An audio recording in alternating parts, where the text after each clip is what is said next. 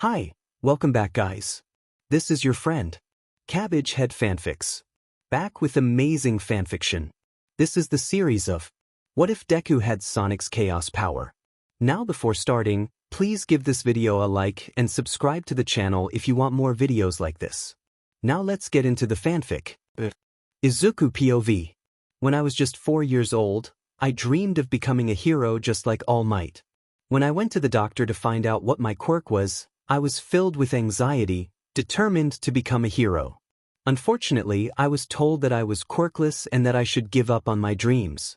After that incident, things took a turn for the worse. Kacchan started to bully me, calling me a useless Deku. However, I held on to my dreams and ignored him, knowing that he couldn't stop me from becoming a hero. When I turned 8, something interesting happened. I saw a diamond-like item fall from the sky, and out of curiosity, I went to check it out. I analyzed the green gem, but it suddenly exploded, and all I could see was white. I was knocked out for a while, and when I woke up, it was night. The gem was still there, glowing, so I decided to call it a Chaos Emerald, since it had caused such chaos in my life. I put it in my backpack, realizing that my mom was probably worried about me. I ran home as fast as I could, but something felt off. I was running incredibly fast, faster than I had ever imagined, but I didn't have time to think about it. I needed to get home before my mom panicked.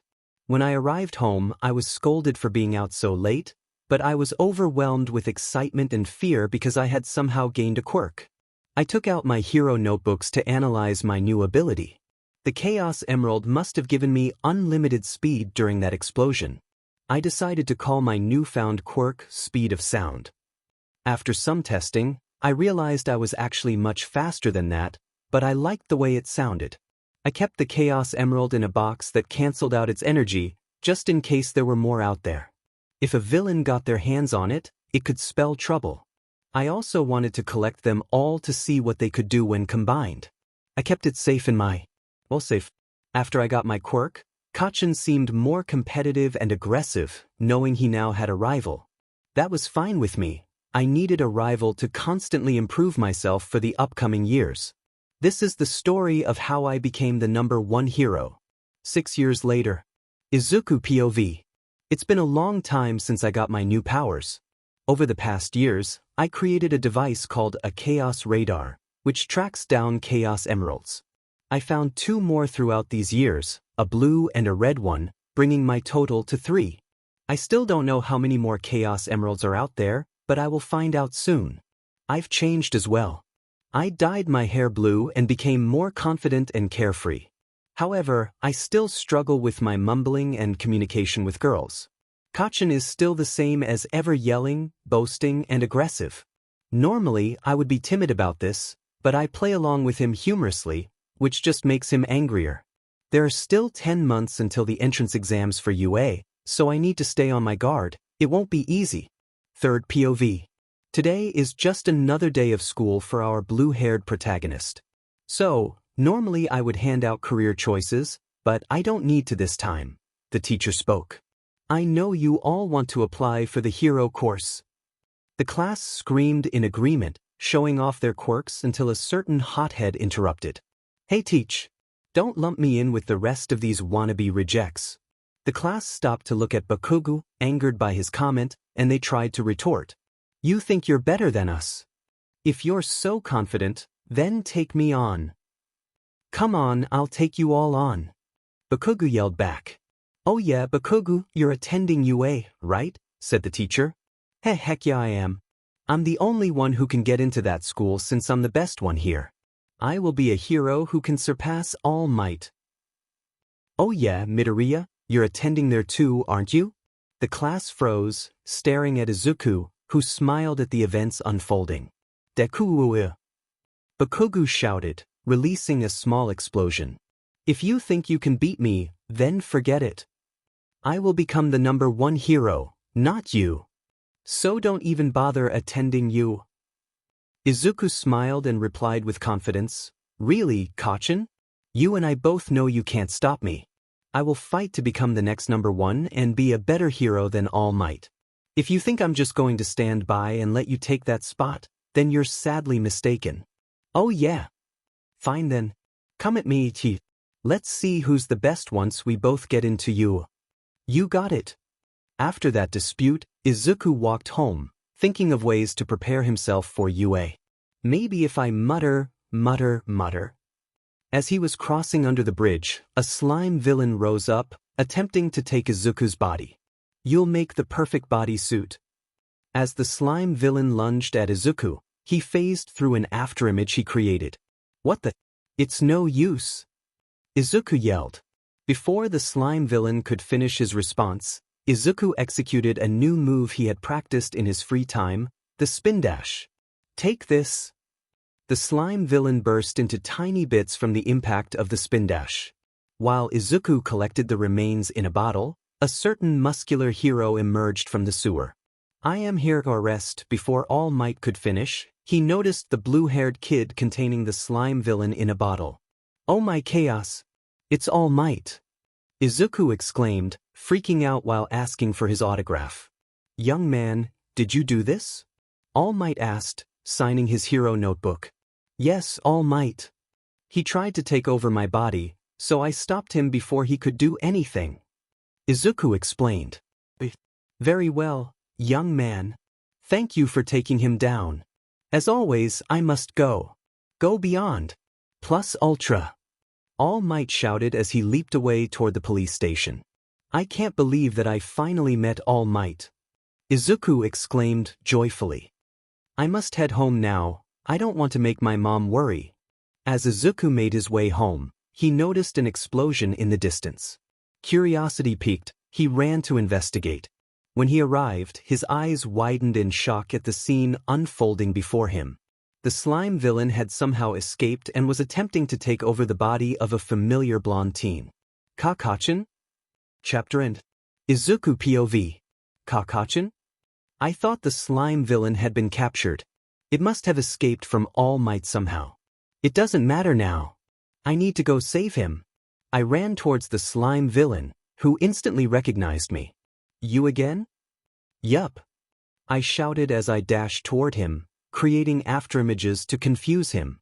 It won't be the same as last time. He hurled slime bullets at me, which I effortlessly dodged. Like I said before, I said while charging up my spin dash, it's a no use. Take this. I launched myself into his head, sending him splattering against the walls again. After the chaos, the pros scolded me for getting in the way, but I ignored them. I was more concerned about Kachin's condition. Thankfully, Kachin was alright, yelling at me about how he didn't need my help. I gave him a thumbs up and said, "You're welcome," as he walked away. Stupid Deku. Next time I won't need your help. I'll work to become stronger than you. You hear me, Deku? Bakugo yelled. I smirked. Okay then. I'm looking forward to it. You better get stronger, Kachin. Oh heck yeah I will, Deku, he replied as he walked back home. Well, that was a nice talk. Time to go home, I thought as I made my way back. Third POV. Amidst it all, a frail blonde man had an intriguing thought. The way he saved that boy was heroic. He did it while the other pros just stood by, and his quirk is fascinating. He is worthy of becoming my successor. He then transformed into a familiar bulky form to find the blue-haired boy quickly. I must find him so he can inherit my quirk, one for all, he thought as he hurried off.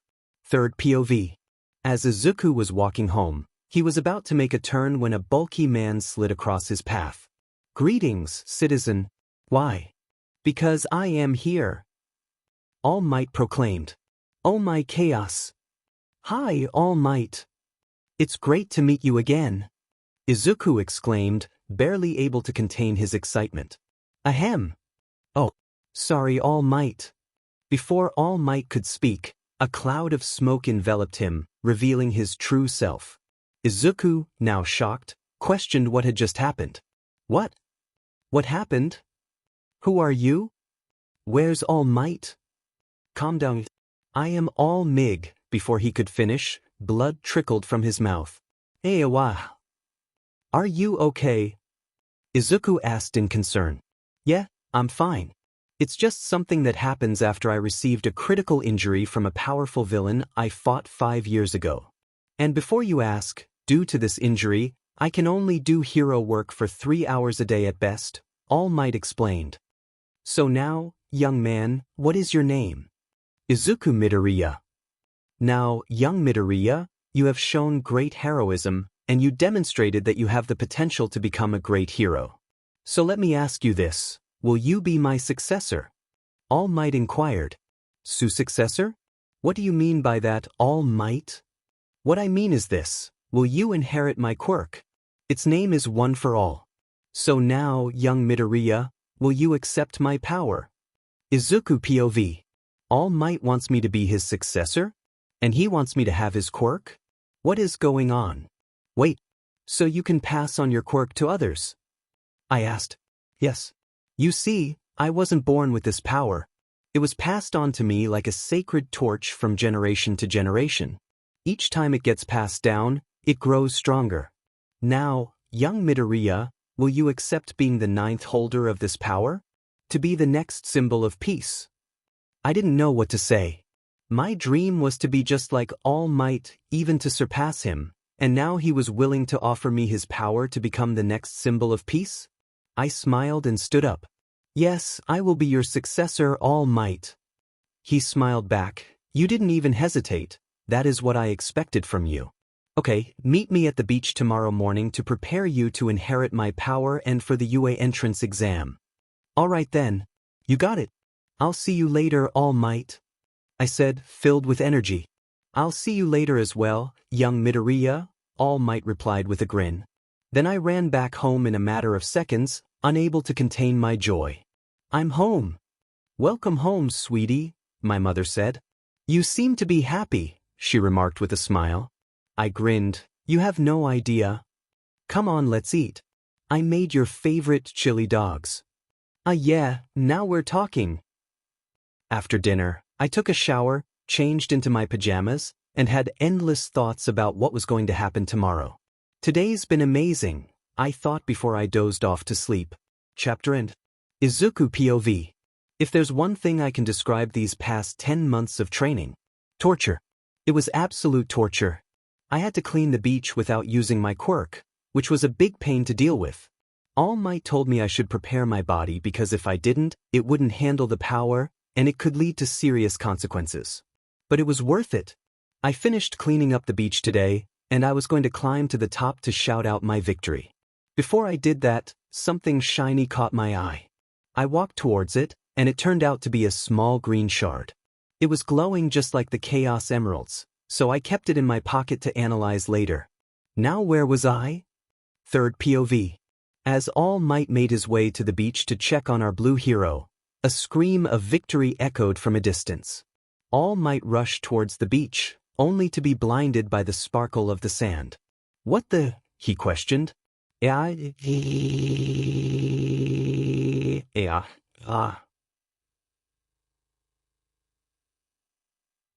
turned his head to the source of the scream.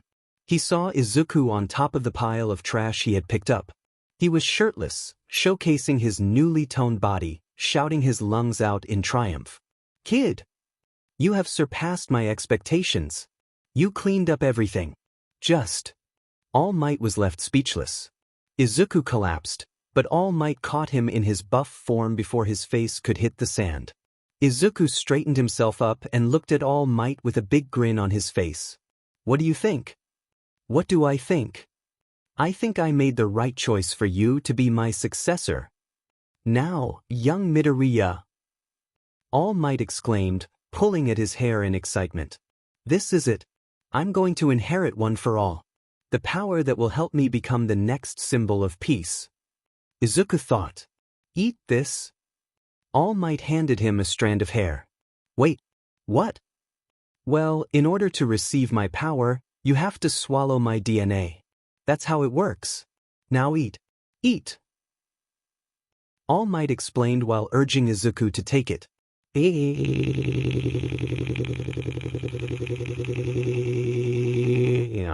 Ah. 1 hour later. Izuku quickly reached the gates to UA while thinking about his future. It's about time I get here. Now it's TI, but he was interrupted by Bakugo. Hey DKU. Oh, hey Kachin. Here we are. I'll see you again when we're both in the same class or not, but I'll still see you though, he replied with a smile. Move aside, Deku. As you wish, he said, as he stepped aside. Thanks. You're welcome, Kachin. This is it. This is the next step to becoming a hero. As Izuku took a step, he tripped and fell. Well, it was a nice loop. Before he could finish thinking, he noticed that his face never slammed against the ground. Wait, what? The H, he exclaimed. Sorry that I used my quirk on you. I saw you were falling, so I stopped you. I hope you don't mind, a girl said while smiling. Izuku became nervous and blushed as he tried to thank her. Thank you, by the way. Anyway, I'm Izuku Uraraka. What's yours? Uraraka asked. Izuku Midoriya. It's nice to meet you. Izuku introduced himself. Let's go, Midoriya-kun. We don't want to be late now, do we? Uraraka said while running. Yeah. Let's go. Izuku replied as he dashed into the building. Wow. He's fast. Izuku thought while watching him. What? I have to hurry. Don't want to be late, she thought as she rushed off. Chapter End. Izuku POV. I entered the huge auditorium, and Present Mike was enthusiastically announcing the event, which was a bit overwhelming. All we had to do was destroy robots to earn points, and we could only get in if we made the list by scoring high. Piece of cake. No sweat. I decided to take a nap while putting my feet up as Mike finished his speech. As Mike was about to wrap things up, a blue-haired guy with glasses pointed something out. Sir, it seems you forgot another piece of info that hasn't been mentioned. And you? The one with his foot up, he said while pointing at me. Sup? Something you need? Or do you think you have the right to tell others what to do? Or do you think you're better than us? I asked with a smirk, leaving him speechless. Why you? Do you not have any sense of morality? He tried to talk back but failed since I had basically won the conversation. Now, calm down. As for the missing info, the fourth robot is worth 0 points, so there's no point in defeating it. Anyway, get to your stations. Mike explained to us. I arrived at my assigned station. I stretched for a bit to get ready until I saw Uraraka focusing. I ran over to encourage her. Hey, Uraraka. Midoriya. Don't do that. You scared me, she said as she caught her breath. I apologized for startling her since it was a habit of mine. Anyway, I hope you pass. I want us both to pass, I said with a big smile. Uraraka's cheeks turned a bit red for some reason. It was probably from nerves, and I didn't blame her. Thanks, Midoriya-kun. I hope you pass too. You're welcome. I saw the gates open as Present Mike shouted, Go! I blasted through them, destroying a set of robots with my new move I created while cleaning the beach. I called it the homing attack. It allowed me to strike them in mid-air multiple times. What are you gawking at? He's scoring points. There's no countdown for this. Some of them broke out of their stares and started running to find robots. 15 minutes later. Man, I'm bored, I said in a dull tone. I had already destroyed countless robots, so I knew I passed. Out of pure boredom, I decided to take a nice run. But before I could even start, I felt the ground shaking. Before I could finish, a giant robot appeared out of nowhere. Wow, that thing's huge. I'm going to take it down. I started to run towards it until I saw something that shocked me. Somebody please help me. It was Uraraka. She was trapped under the rubble and about to be crushed by the giant robot. I need to go save her. Uraraka. I yelled as I reached her in an instant. Midoriya. Yeah, it's me. Don't worry. I'm going to get you out, I shouted, struggling to clear the rubble just in time to avoid being crushed by the robot. Let's go. I yelled as I lifted Uraraka into my arms and dashed toward the front gates at incredible speed. You're so fast, I heard her say, her voice filled with awe as we raced away. "Are you hurt?" I asked, concern creeping into my voice. "Just my leg hurts, that's all," she replied sadly. "Hey, cheer up. Don't be sad. It doesn't suit you," I said, flashing her a big smile. She turned a shade of red, likely from the adrenaline. "Anyway, I have things to take care of," I said, determination flooding my veins as I sprinted back toward the robot. "Why?" Fueled by anger for what it had done to Uraraka, I charged at the robot. "You're going to pay. I'm sending you to the scrap yard for hurting her," I yelled, my voice echoing with fury. The robot launched missiles at me, which I skillfully dodged, using one of its own missiles as a makeshift rocket board. "Whoa-ho!" I shouted, landing a powerful blow to its stomach, but it didn't go down. Suddenly, I felt a surge of power coursing through me as I leaped to the tops of the buildings. "So you can still stand, huh? Well then." I propelled myself toward its head with incredible speed. Chaos smash. The robot shattered into pieces from my attack. Wow, that must have been one for all just now. Its power is incredible, I thought in amazement. Realizing I was falling, I prepared for my landing but then panicked. My legs are broken. It must have been the drawback of using it when my body couldn't handle its full power. "I'm going to die," I yelled as I plummeted toward the ground. "Goodbye, war." I was cut off by a sudden, sharp pain in my face as I came to an abrupt stop. Release. I turned my head to see Uraraka. "Uraraka? Thank you for that. I really needed it." "Don't mention it," she began, but I noticed her struggling, so I quickly looked away to give her some privacy. A nurse appeared out of nowhere and began to heal our injuries. Look what you've done to yourself. You need to control your quirk better," she said, giving me a gentle kiss on the cheek. "Thank you very much, I appreciate it," I replied, a bit flustered. "You're welcome, dear, but it looks like she's unconscious. Can you take her home since you're so fast?" "I'll give you her address," she asked. I couldn't believe it, I got to take Achiko home. "Sure, I'll take her home," I said, excitement bubbling inside me. "Wow, you sound eager. Is she your girlfriend?" "Anyway, here's her address," she said, handing me a piece of paper as my face turned red. "Now then," I said as I picked up Achiko in my arms, "let's get you home." Izuku blasted off, carrying her to her house. "She looks cute when she's sleeping," I thought, blushing at the idea. Dada?" Achiko stirred, her eyes widening as she realized the position we were in. "Hi, Uraraka. You were unconscious, so they asked me to take you home," I explained nervously. "Thank you, Midoriya, for taking me home. It was great to meet you. I'll see you again at you," she said with a smile. "Sure thing." "Oh, and Achiko?" "Yes, Midoriya? Don't call me Midoriya." Why?" "I don't really like it when you call me that, Uraraka." "Okay, then what should I call you?" "Call me Soniku." "Okay then. Bye, Soniku. I'll see you in you." "Bye, Uraraka. I'll see you there too," I said as I blasted off at the speed of sound. "Soniku, huh?" Achiko thought. I love that name. 1 week later. Izuku's POV. What's taking them so long?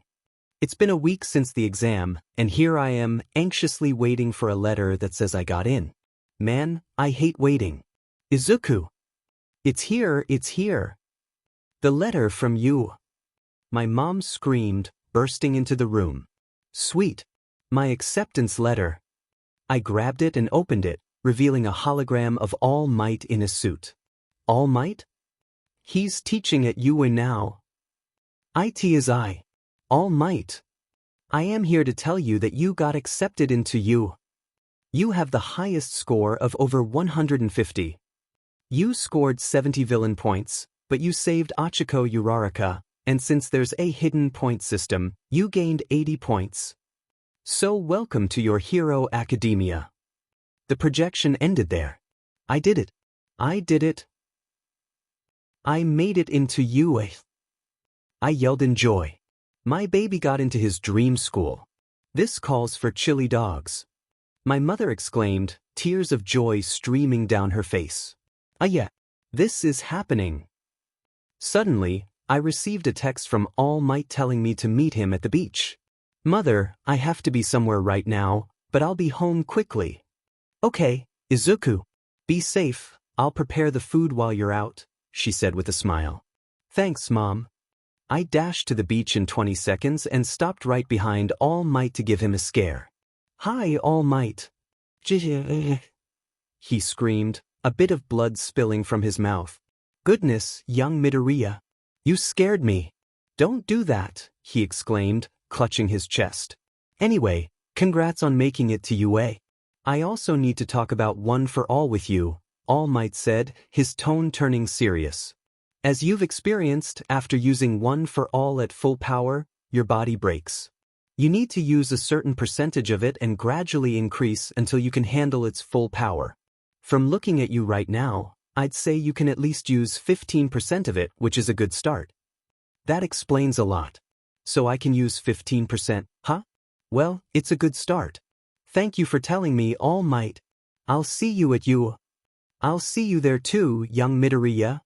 I ran back home in 20 seconds, greeted by the delicious smell of chili dogs. Izuku. Just in time. I just finished the chili dogs. Now let's eat, she said, smiling brightly. Thank you, Mom. After dinner, I went to my room, preparing for a brand new day at my new school. Watch out, because I am going to be there. I thought as I drifted off to sleep. Chapter End. Izuku's POV. Today's the day I finally go to UA. And my mother really shows her worried side since her son is going to a famous school. Izuku, did you pack everything? Yes, Mom, I have everything I need, so I need to go. I'll see you later, I said as I took off. Be safe, Izuku, she yelled with a smile. I will, I replied, grinning.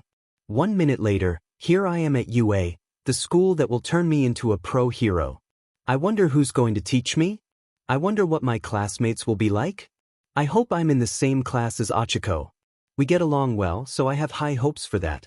25 minutes later, where is class 1A? I've been looking for 25 minutes, and I can't find the classroom. Did they even put up a map or directions to see which class is which? 1 minute later, I finally found the room. I still have some time until class starts, so let's see what's beyond this giant door. Get your feet off this desk. Don't you have any manners? Yelled a familiar blue robot teen. Who are you to tell me what to do? From what I see, you're just another stuck-up student, so get lost before Of course they're here. I don't really care, I thought. Gasp, you would threaten me? Your own classmate? Are you sure you're in the right school? Well, let's see. I'm in a UA uniform, in the UA school district, and I got inside without triggering alarms since I have an official student ID? So yeah, I am in the right school. So what school did you come from that made you so uptight? Why you? Before he could finish, I stepped in front of him and told him to back off and chill. Stop it, you two. So, we're in the same room, huh, Kachin? Can't say I'm surprised. I somehow knew we'd be in the same room, but I get the feeling that you knew as well, huh? I asked. Heck yeah, I did, do you? And now that we're here, we can settle who will be the best between yous, he agreed. You got it, Kachin. The glasses guy started to speak up. Hello, I'm Tenya Ida. I apologize for my behavior at the auditorium. You were right, I have no right to say such things to you. You're the better student than me, he said while bowing his head. Hey, it's cool, man. We all make mistakes. And no, I'm not the better student here, so raise your head so we can begin our journey to becoming pros today, alright? I offered him a handshake and he shook it firmly. Nice grip. Thank you. Midoriya, Izuku Midoriya, I told him my name. Thank you, Midoriya. I hope we can become good friends. Same here, man, I said with a smile. Hey, it's you. I turned my head to see a familiar cute face I hadn't seen in a while. Uraraka. It's great to see you again, she said with a smile that made my heart skip for a moment. What's this feeling in my chest right now? I'll figure it out later. Long time no see, Uraraka. So we're in the same class, huh? That's great. Yeah. I'm looking forward to this, Midoriya, she expressed joyfully. If you're here to socialize, then get out, a strange purple caterpillar said. What the? Who are you? We all said in unison. He crawled out of his purple sleeping bag while drinking from a small plastic bag. It took you all 8 seconds to shut up, that's not good. In the real world of prose, time is precious. I'm Shota Aizawa, your homeroom teacher. So get in your gym uniforms and get outside. You have 5 minutes, he said while heading outside. So he's our teacher, huh? Well, can't waste any more time, gotta go fast. Then ran toward the locker room, taking just 30 seconds since I'm not familiar with this area yet. So fast, the whole class, minus Uraraka and Bakugo, thought. It took another minute for me to reach the meeting area. Hi, you're fast. Consider me impressed, Aizawa said. Thanks for the compliment. Erase her head. The entire class arrived at the meeting area as Aizawa explained what they were going to do. Today we will be taking a quirk assessment test, and before you ask about the assembly, you can forget about it. UA is known for its freestyle teaching, so I can run the class the way I want to. Okay then, Bakugo, what's your farthest throw without using your quirk? 67 meters, I think. Now try using it, he said as he passed the ball to Bakugo. All right, now die. Die. The whole class, minus Midoriya, thought. 900 meters, I'm impressed. The rest of this test will be like this, and whoever comes in last gets expelled. And before you say, that's not fair, think about how the real world works. You think natural disasters are fair? You think villains care about your quirk being mastered or not? It's a hero's job to correct these wrongs, and they have to deal with it without complaints. Now let's get started. I need to do well on these or I'm toast, thought Izuku. Grip strength. Okay, so I can use OFA here. Here goes nothing, Izuku thought as he gripped. 135 kilograms. Nice. Not bad. Not bad at all. Izuku smiled happily at this. Long jump. Okay, need to build up speed for this, Izuku thought while he charged his spin dash. Whoa. He can do that. That looks hard to do. Won't that make him sick? Some classmates said as he released his spin dash. Whoa. He made the whole jump, one with a tail exclaimed. Okay, what's next? Izuku thought while grinning. 50-meter run. This will be a piece of cake, Izuku said as he was paired up with Ida. So you're a speed type like myself? Let's see which one of us is faster. Ida challenged Izuku. Oh, it's on. Go. They both ran toward the finish line with everything they had. Well, at least one of them did. 1.2 seconds. 3.4 seconds. Too easy, Izuku said while grinning. It seems you beat me, Midoriya. Congrats, but I will train hard so I can beat you next time. Got it? Ida said. You got it, Ida. I'm looking forward to it. After many tests later, all right, here are the results. Bakugo, Midoriya, Todoroki, Azui, Tokoemi, Kaminari, Kirishima, Ida, Uraraka, Ishido, Yaoyorozu, Kota, Vima, Hagakure, Mineta, Thune. So I came in second? I don't mind, it means I won't get expelled, so that's all good. See that DKU? I beat you? So give up. You don't stand a chance against me. Bakugo boasted to Izuku. It's true that you beat me, Kacchan. But this is only the beginning. I will beat you as time goes on, Izuku countered, standing firm. Fine then. But don't you dare hold back. You got it. I want to beat you at your best.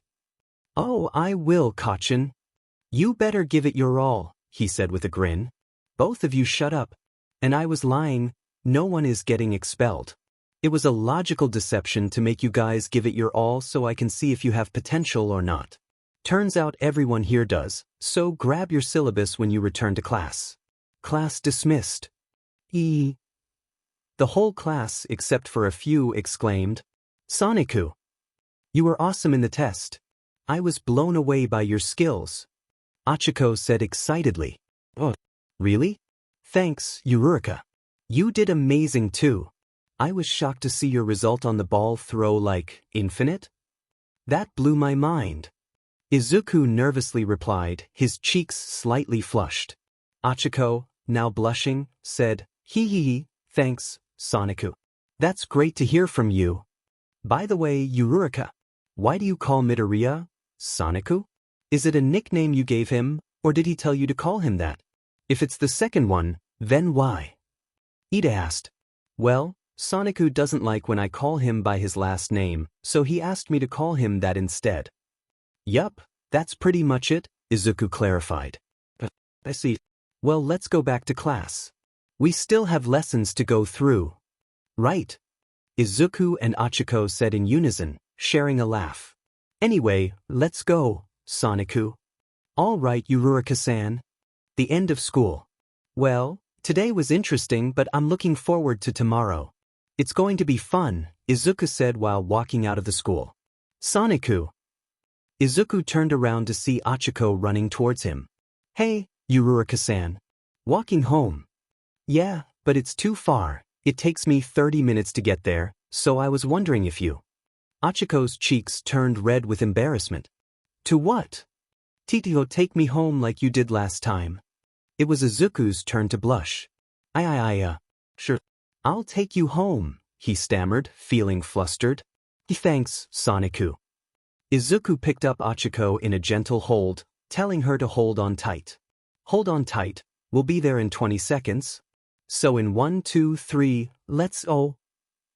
Izuku ran swiftly from UA to Achiko's home. As he set her down, she thanked him, still a bit flushed. Thanks, Soniku. I appreciate it. And I was wondering if you want to do this every day if you like. Izuku's face turned as red as a strawberry. Sure, Uraraka-san. I would love to, he said with a big smile. Achiko beamed back. Thanks, Soniku. I greatly appreciate it. Anyway, I'll see you tomorrow, bye. She waved to Izuku. Yeah, bye, Uraraka-san.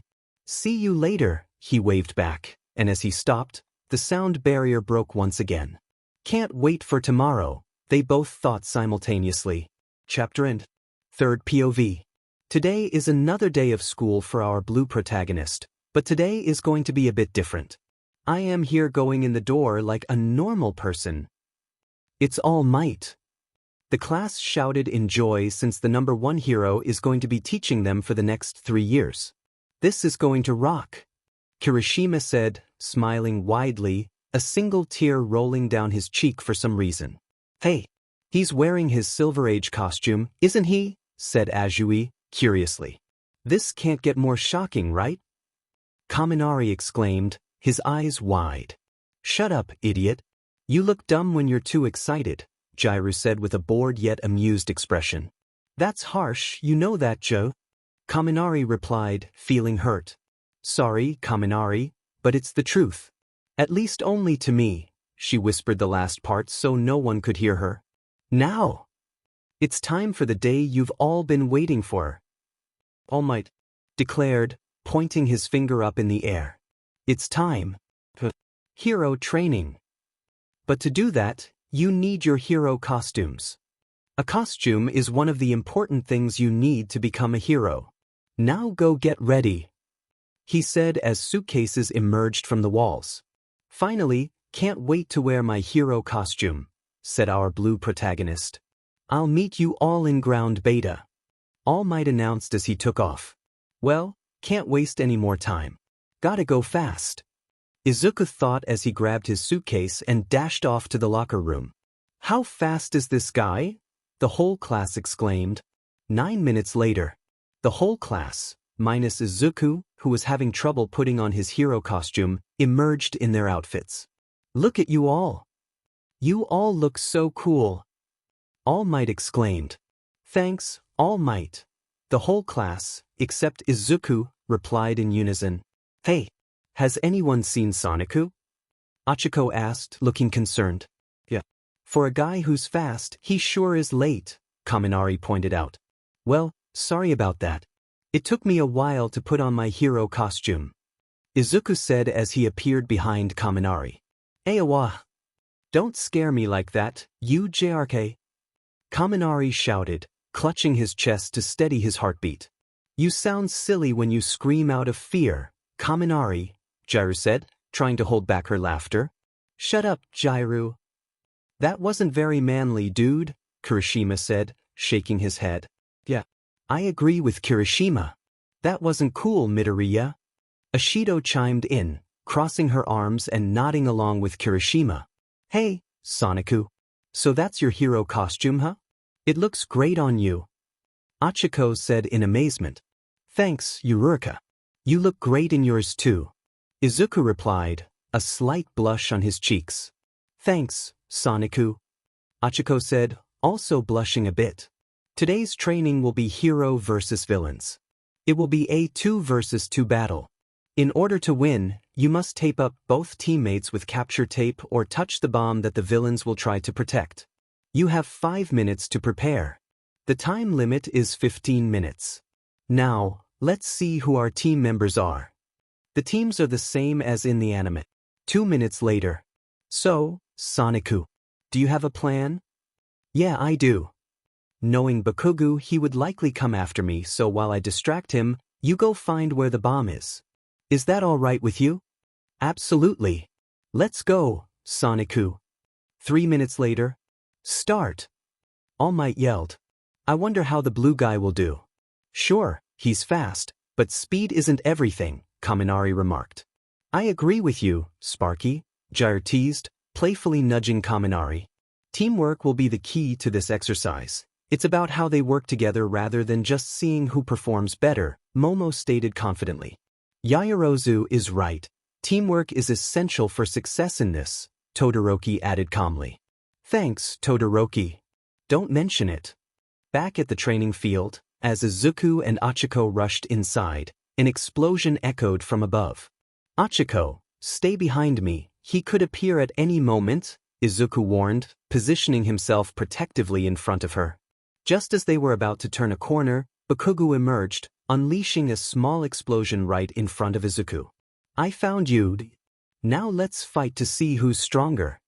Bakugo shouted, his excitement evident as he released tiny explosions. I couldn't have said it better, Kacchan. Uraraka. Go. I'll handle him. Izuku called out to Achiko. Okay. Be careful, Soniku. Oh, I will. Now, let's iffy, but he was cut off by another explosion. Sorry, Deku, you left yourself wide open, which just invites me to attack. It's fine, now let's go. Izuku and Bakugo exchanged blows, each landing hits on the other. Izuku absorbed some of Bakugo's explosions while Bakugo endured his rapid punches. Is that all you've got, D? Bakugo challenged. Heck no. And Kacchan. What did you? You can call me Ryu, but I am not weak. I am the fastest thing alive, he shouted as he dashed behind Bakugo, delivering a swift kick to his back. Gah! Bakugo yelled in surprise. From this day forward I am Dr. Eggman? Izuku's POV. What happened? Why am I lying down in the nurse's office? Oh yeah, I must have passed out after the training facility. Man, Kacchan is truly strong. I'm glad I have a rival like him. Oh, you're awake? Your wounds have healed faster than normal. You must have super fast healing since it usually takes about 3 hours for you to heal completely. Please have a gummy, Recovery Girl said as she handed me a gummy bear. How long was I out? I asked while enjoying the bear. It tastes good. Just 1 hour, really? Your friend didn't have serious injuries like you, so he was released 30 minutes earlier. Anyway, get to class, Recovery Girl said while she continued her paperwork. I dashed off to class in 5 seconds, startling almost everyone.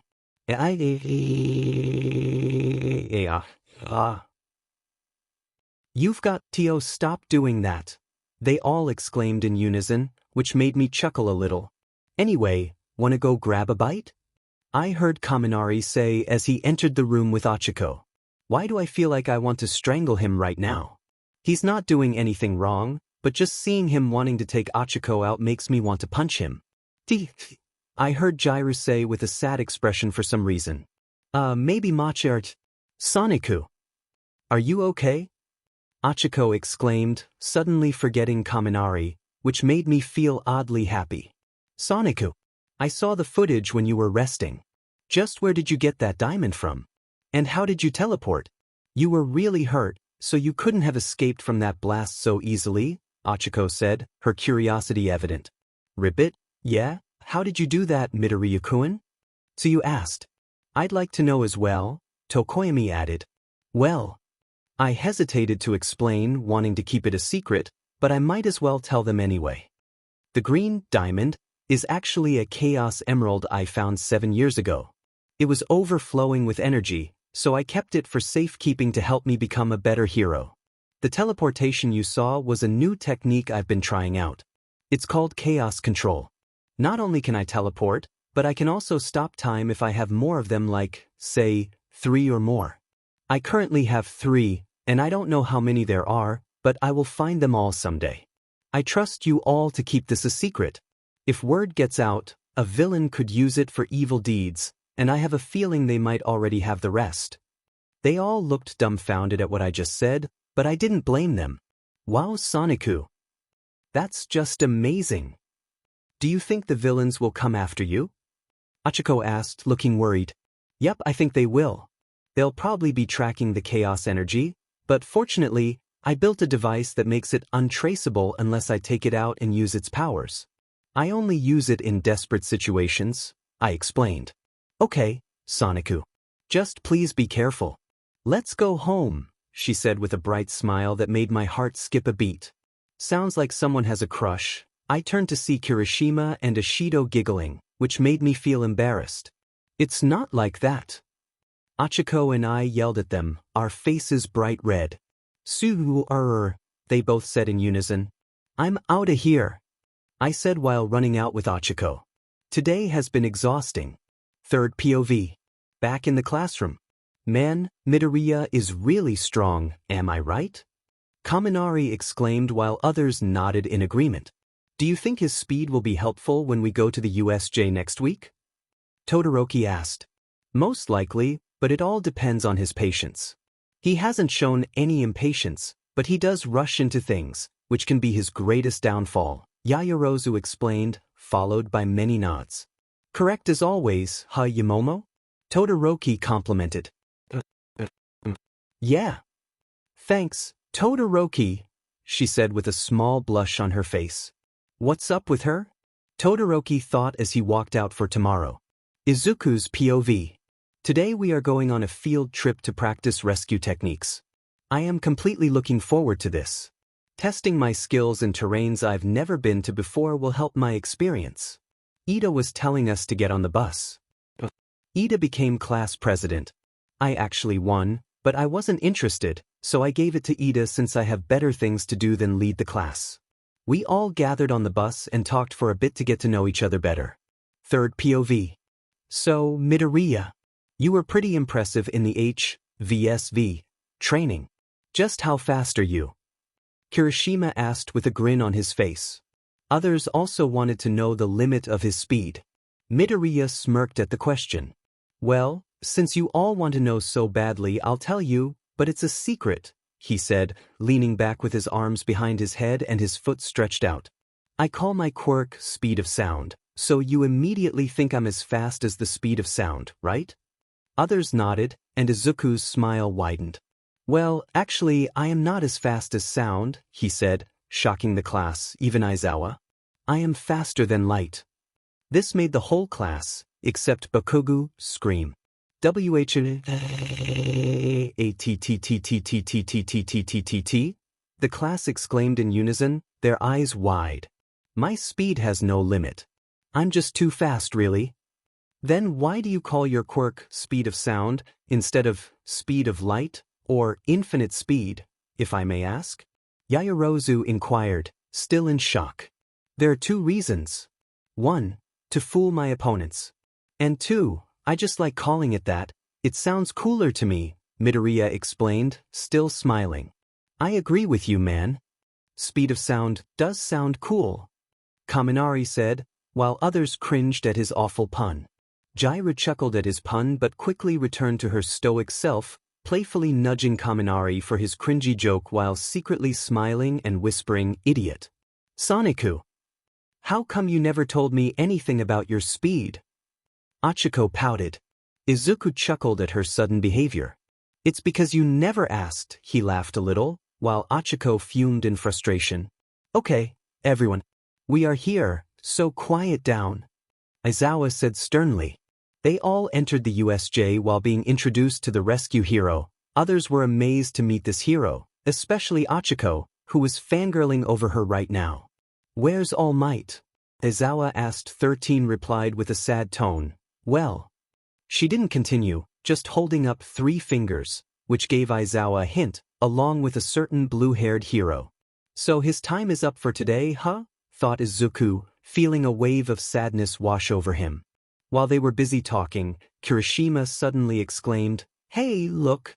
They even got fake villains for us to punch." A portal opened, and villains emerged, including a giant metal-like bird with a protruding brain and a man covered in hands. "Those aren't fake villains, they're real. 13, get them out of here." "I'll handle this," Aizawa said, leaping into action. "We came to take down All Might, but he's not here." "Oh well, I guess taking out a student or 2 will ruin his reputation." "Now go," the man with hands shouted as the other villains lunged at Eraserhead. "Like I would let you take all the fun, Teach," Izuku declared, charging through the villains. Within 5 seconds, half of them were already down. "What's with that blue blur?" one of the villains shouted in panic. "Doesn't matter. Get him," another yelled, but he swung and missed, hitting nothing but air. "Where did he started to say but was interrupted by a sudden strike to the head. "Too easy. Is this what you call an invasion? How pathetic. I didn't even break a sweat." Izuku grinned. "He's too fast, Kurogiri. Teleport them all away," the hand villain ordered angrily, scratching his face in frustration. "Yes, but," Kurogiri began, only to be interrupted by a punch to his metallic area. "Garg! Kurogiri! What happened?" the hand villain shouted, now frustrated. "Like I would let you do that," Midoriya yelled, delivering a kick to the hand villain's back. "Gaowarg! You little brat! Manu! Take him out," the hand villain commanded. "So you're the final boss, huh? Please be a challenge, because I was Izuku began, but was cut off by a punch to the face. "Wow, that's a good punch. You caught me off guard for a second. So you're the one who's supposed to take down All Might?" "Well." Midoriya stood up, wiping the blood from his nose. "I won't let that happen. Let's go." Yelled the blue hero as he quickly got behind the beast. He powered up One for All and landed a solid punch on its back. "Did I get him?" Izuku thought, but was met with a slam to his gut.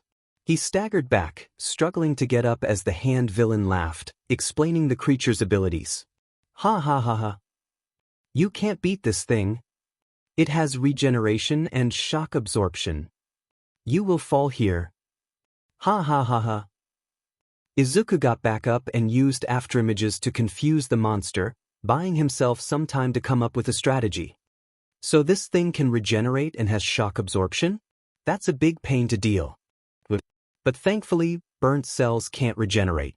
I can't do anything fire-related, but Todoroki can. I also need it to be in the air so it will be defenseless. Achiko can do that, but it's a big risk, but it's worth it." Izuku ran to his classmates to share his plan. "Midoriya, I will help you beat that thing with my fire. Our lives are on the line, and I don't want to feel guilty about letting others die, so I'll make this an exception," Todoroki said, activating his flames. "I'll do anything to help, Soniku. After all, it's a hero's job to save people, right?" Achiko added, determination shining in her eyes. "All right, the 2 of you, get on my back. We'll be there in a millisecond," Izuku instructed as they climbed onto him. "Okay, we're here. I'll distract it while Uraraka makes it float," Izuku said, creating countless afterimages to draw the creature's attention. Achiko managed to sneak behind the metal monster and made it float. "Great!" Izuku exclaimed, moving behind it to hold its arms so it wouldn't escape. "Todoroki, now!" Izuku yelled, channeling 15% of One for All. I'm on it. Todoroki shouted, unleashing a wave of fire that disintegrated the creature's head. Pants. Did it? All three of them said in unison, but before they could catch their breath, the hand villain charged at Ochako, sending her and Todoroki flying across the USJ. You cheaters! That Manu was designed to take down All Might. So now I'll take you all out. Starting with that girl, the hand villain shouted, racing toward Ochako, only to be stopped by a powerful grip on his arm. The hand villain turned around to see Izuku, but something was different about him. A dark aura surrounded him, his hair turned black, and his hero costume shifted. His eyes glowed white, and the pockets where the Chaos Emeralds were kept shimmered ominously. What if the hand villain started, but Izuku interrupted with a punch fueled by 40% of One for All, enhanced by the dark energy.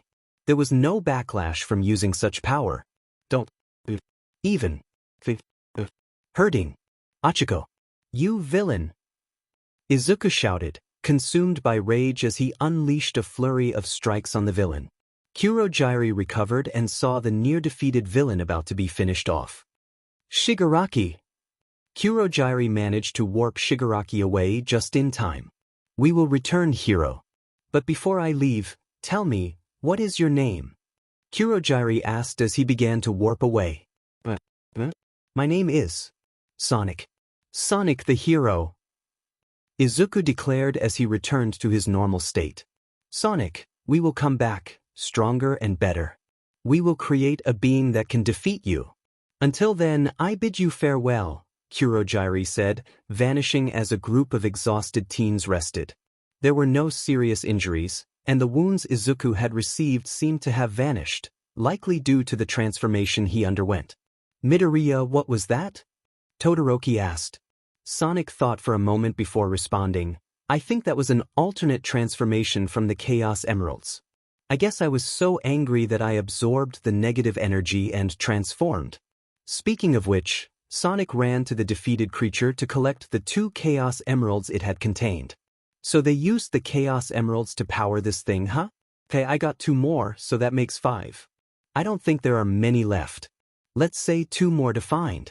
But I need to go heal Ochako. She really needs it, Izuku said, placing the Chaos Emeralds in his secret pocket.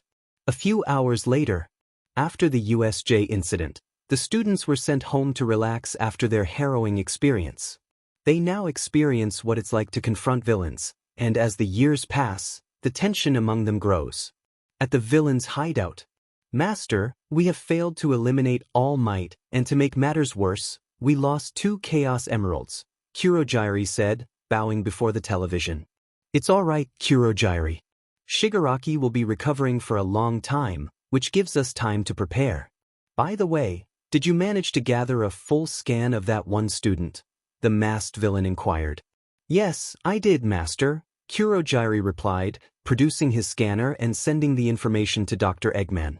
Ho ho ho ho ho. This is perfect. A student who can move as fast as the speed of sound. I will create the ultimate robot to surpass him, Kurogiri. What is this student's name?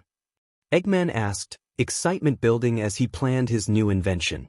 His name is Sonic, Dr. Eggman, Kurogiri answered. Very well then, I shall name my latest creation.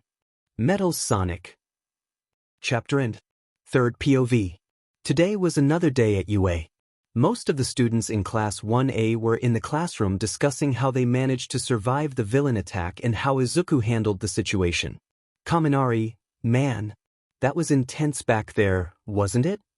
Mineta, yeah, we almost died. If Midoriya hadn't stepped in. Tokoyami, speaking of Midoriya, did you hear what he called himself when that warp villain asked him? Azui, yeah, I think he said his name was Sonic, right? Shoji, that must have been his hero name. Kaminari, Sonica? Honestly, that's a pretty cool name. I kind of want to call Midoriya by that name now since it really suits him. Surprisingly, Bakugo joined the conversation, which shocked a few since he didn't usually socialize with others much. Bakugo, that would also explain why he asked Uraraka to call him Soniku. Since I call him Deku, and his hero name is Sonic, He must have combined the two into Soniku. Kirishima, man, Bakugo. I'm surprised you got involved in this conversation since you don't like to talk with others. Bakugo, HUH? You better shut up, weird hair. Mina, so, does anyone wonder why only Uraraka calls him by that? I think someone has a crush on him. Mina squealed in excitement while some nodded along with smirks on their faces. Jiru, I'm with Kaminari on this. I would prefer to call him Sonic. It just sounds natural. Kaminari, thanks, Jiru. Jiru, shut up, dumbface. Jiru plugged her jacks into Kaminari, causing him to yelp in surprise. She turned around with a small smile and a light blush on her cheeks. Yaoyorozu, let's ask Midoriya if we can all call him that. Midoriya, call me by what? Everyone turned in surprise to see Midoriya walking into the classroom alongside Uraraka. Tokoyami spoke up. Tokoyami, we were thinking of calling you by your hero name from now on since it feels natural. Midoriya, sure. I'll let you guys call me by my hero name. Kaminari, thanks, Sonic. Sonic, don't mention it. Sonic said while rubbing his nose. Aizawa entered the classroom, causing everyone to immediately return to their seats, awaiting further instructions. Aizawa, okay, everyone listen up. After the USJ incident, UA will install a dorm system to keep the students safer under constant security. Also, the fight is not over yet. Wait, there's still more villains to fight? The whole class thought as they sweat dropped. Aizawa, you need to prepare for the sports festival coming in 3 weeks. This is going to rock. The whole class exclaimed in excitement, though some were skeptical about this decision. Todoroki, is it really wise to hold the event after what happened? Some others agreed with Todoroki, but Aizawa quickly responded before any more questions could be asked. Aizawa, the district believes that holding the sports festival shows that UA is safer than ever, even after a villain attack. But that's in the past. Now get ready for the fight of your lives. You better not disappoint me. Aizawa left with a mischievous grin that sent shivers down most of the students' spines. They all recovered from the intimidation and headed out to lunch. As they opened the door, they were confronted by a group of students at the entrance. Sonic, what the? Mineta, are you holding us hostage? I won't let you do that. Bakugo, they're just scouting the competition. After all, we survived an actual villain attack. Bakugo moved toward the crowd. Now you know what we can do. Get out of the way, extras. This made the crowd tense and angry at Class 1A. Ida, you can't call people that just because you don't know who they are. So, this is Class 1A, huh? Are all of you like this? Because you just sound like children? A student with purple hair pushed through to the front. I'm from General Studies. I wanted to be in the hero course, but unfortunately, I couldn't get in. The sports festival is a chance for those from other departments to get into the hero course if we impress them enough. So if any of you end up getting kicked out, I'll take that spot the first chance I get. Consider this a declaration of war. Sonic. Okay then. Bring all you've got. I'll be looking forward to facing you. Suddenly, a student from Class 1B spoke up. 1B student, idiot. I'm from Class 1B next door to you. I heard you fought off some villains, but it looks like you're all nothing but talk. The rest of the class ignored him and began preparing themselves for the sports festival. 3 weeks later, all of Class 1A was in the locker rooms getting ready for the next event. Some were nervous, while others were hyped to show what they had. Sonic was stretching along with the others when Todoroki intervened. Todoroki, Sonic. Sonic and everyone else stopped to see what Todoroki had to say to the blue hero. Sonic, yeah, Todoroki? Something you need? Todoroki, I'm going to say this right now. From what our levels are currently at, I think you're a bit stronger than me. But that doesn't matter. People will be watching, and I'm going to do whatever it takes to crush you. I declare a declaration of war against you, Sonic. So be on your toes, because I'm coming. The other classmates were dumbfounded by what Todoroki just said. They turned to Sonic, who surprisingly smiled at the challenge. Sonic. Okay then, Todoroki. You better go all out because I won't hold anything back. That goes for the rest of you too, Sonic said, looking toward everyone, who all smiled and sweat dropped at his declaration. Kirishima, that's so manly. You got it, Sonic. Uraraka, you just had to say that, huh, Sonicu? Sonic looked at her with a wide grin, causing her to blush slightly. After getting ready, they were called out to the field. They walked in, greeted by a massive crowd and loud cheers. Present mic. Hello ladies and gents. Welcome to this year's sports festival. Let's get this party started, you dig. Aizawa, how did I let you write me into this? Midnight arrived in the field as the announcer, but her choice of clothing was very questionable. Most of the guys watching are blushing while Mineta gives a thumbs up in approval, only to be slapped by Tsuyu for his inappropriate behavior. Tokoyami, she knows that children are watching this, right? Kirishima looks away, a light blush on his face. Why does she have to wear that? It's distracting, he mutters, glancing at a certain pink girl who is fuming. Mina pouts in jealousy. Why doesn't he blush like that when he's around me? Is it because I'm not as flashy? I don't think Kirishima is that type of person since he's so sweet, but still. Her thoughts darken, catching Yaoyorozu's attention. Yaoyorozu, Ashido, what's wrong? You look very sad. Ashido, well it's Kirishima. She whispers the last part so only Yaoyorozu can hear.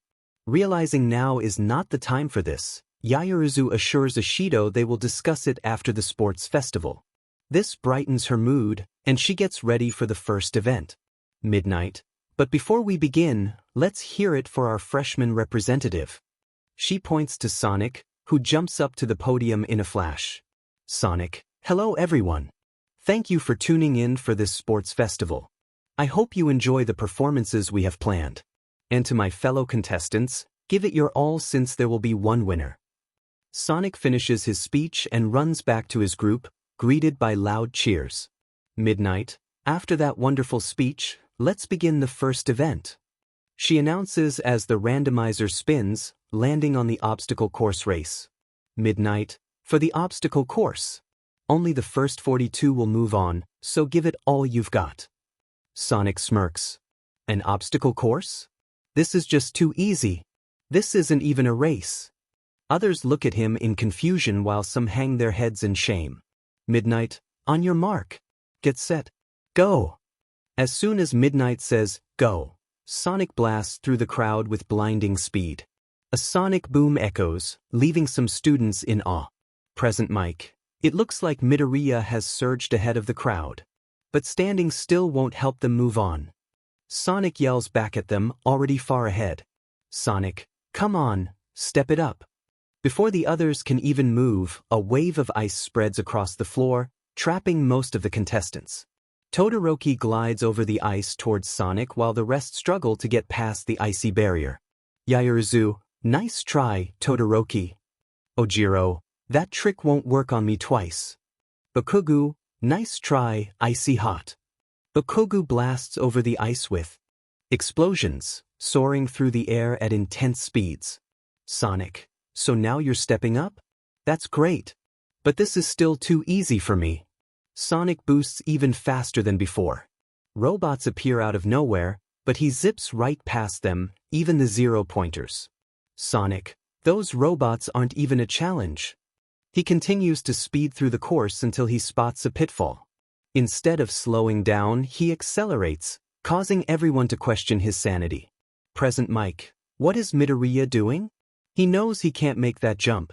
It's too wide. Aizawa, he's up to something. He always has surprises up his sleeve. Sonic, time to jump through them. Sonic leaps through the gaps in the footholds, continuing without stopping. The audience and contestants widen their eyes in disbelief. Sonic, now, let's see what else they have in store. Sonic races through the rest of the competition, leaving the others far behind. Present mic. It seems Midoriya has obliterated the competition. He's too fast for his own good. It almost seems unfair. Aizawa, that stunt he just pulled requires precise timing and incredible launch strength. To think he pulled that off in such a short amount of time is mind-blowing. Speed isn't everything, but he managed to turn his weaknesses into power. That kid is something else. A few contestants start to catch up to Sonic, driven by their desire to win. They are not close to his position yet, but they have passed the pitfall. Bakugo, dang it Deku. I won't let you beat me. Todoroki, same goes for me. The two blast their way towards Sonic's location, which is now in a minefield. They are surprised to see him still there and not at the finish line, but they shrug it off, focused on winning. Sonic moves back a few feet and starts to charge up his spin dash. Realizing what he's about to do, the two competitors run even faster. Unfortunately for them, Sonic finishes charging up. He launches himself into the air, performing flashy tricks before landing and blasting through them with a sonic boom. The two slow down, knowing they can't match his incredible speed. Sonic reaches the finish line in first place, followed closely by Todoroki and Bakugo. Present mic. In first place, Izuku Midoriya. In second place, Todoroki. And in third, Bakugo. The rest of the competitors follow after the first three are announced. Present mic. Before we move on, let's take a look at the camera for our first place winner. The time it took for them to get there will also be shown. Everyone turns to see how fast Sonic reached first place. Present mic. Wait, are my eyes deceiving me? The time it took for Midoriya to cross the finish line was only 1 second. But how? He was clearly running through the obstacle course, and we all saw it. Everyone gasps at what they just witnessed, turning to Sonic, who is smiling and rubbing his nose. Aizawa, he must have run to the finish line the moment Midnight said, go, and then dashed back to the start to show off what he can do and kill some time. Sonic, you got it, Teach. You figured me out. Sonic stretches his arms while everyone stares at him in disbelief. Even the pros are left speechless. Midnight, well, let's begin with the second match. Midnight, and for the one in first will wear a headband of. Sonic, of what? Midnight, 10 million. Midnight finishes with a smirk on her face. Sonic pauses to process what she just said. Everyone is now glaring at Midoriya, envious of his worth. Instead of being intimidated, Sonic smirks and adds fuel to the fire. Sonic, so I'm worth 10 million, huh? Well then, have fun trying to get me, because none of you will even get to touch my headband. But you better bring your all. I finally got myself a challenge, so don't disappoint me. His words only make them more determined. Sonic, I just need one partner, and I'll be at the bottom since I'm crazy fast. So, who will it be? Just as Sonic finishes, Achiko approaches him. Achiko, hey Sonicu, can we team up? She says this with a bright smile, making his cheeks flush slightly. Sonic, yeah, so sure. And since we only need a group of 2 to 4, this will be enough. Mind, I can't believe I'm going to team up with Achiko. This is going to be the best event ever. Midnight, alright, time's up. Get to your areas. As soon as Midnight says that, the groups rush to their places, all eyeing Sonic and Achiko. That headband will be mine, they think in unison. Sonic asks Achiko if she's feeling good up there and if she's ready. Ready, Achiko? Achiko ties the headband on her head and puts on a determined face as she looks down. I'm ready, Sonicu. Sonic, great. Midnight pulls up her whip and strikes it down to the floor. Midnight, and begin. That headband is mine, the contestants all think as they rush towards Sonic's location. Sonic, they really want that headband, huh? Well, it's too bad they're outmatched, right, Uraraka? Uraraka sweat drops, giving Sonic a weak smile. She is clearly terrified. Sonic notices this and tries to calm her down. Sonic, come on Uraraka. Why are you so scared? You don't need to be scared since you have me. As he says this with a calming smile, Uraraka's face turns light red for a moment. Achiko, you're right, Sonicu. Anyway, you should run right now. Sonic realizes the others are closing in fast, so he quickly takes off just as they reach grabbing range. Present mic, it looks like it's a free-for-all. Everyone is going after that headband. But can they even catch him? Aizawa, they'll never catch him, he's too fast. He'll just run or pull some trick to avoid being captured. The only way they could possibly get that headband is to corner him. But there aren't many who can actually do that. So all we need to do is corner him, huh? I think I can do that pretty well, a certain ice user thinks as he catches up to Sonic. Todoroki, everyone listen up. I have a plan for us to take that headband. Meanwhile, Sonic, man, this is too easy. Achiko, yeah, Sonicu. We are going to why. Achiko is cut off by giant ice walls that block their sides. Todoroki's team rushes toward them. Sonic stands there with a big smirk on his face. Todoroki then creates an ice wall behind them so they can't escape. Present Mike, it seems Todoroki has cornered Midoriya's team. Sonic smirks at his strategy. Sonic, not bad at all. You managed to trap me in a corner so I wouldn't have anywhere else to go.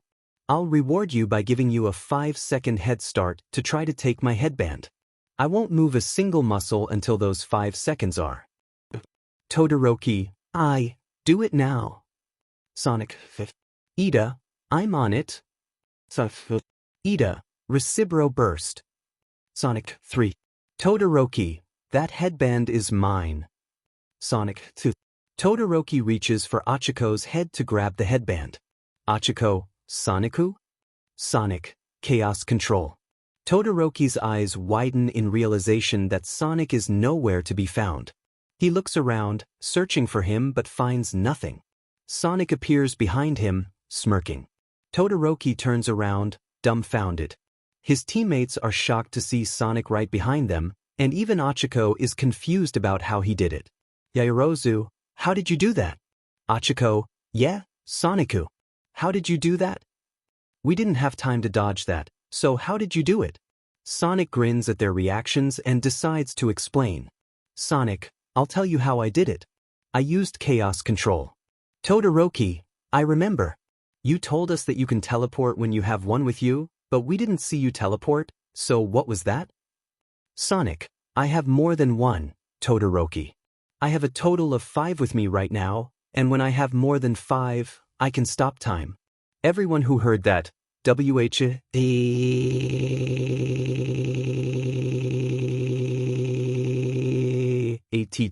ATTTTTTTTT. Sonic just smirks while all of this is happening. Achiko is the first to speak up. Achiko, you can stop time? Sonic, yep. Just before Todoroki can go after him, Present Mike interrupts. Present Mike, time's up.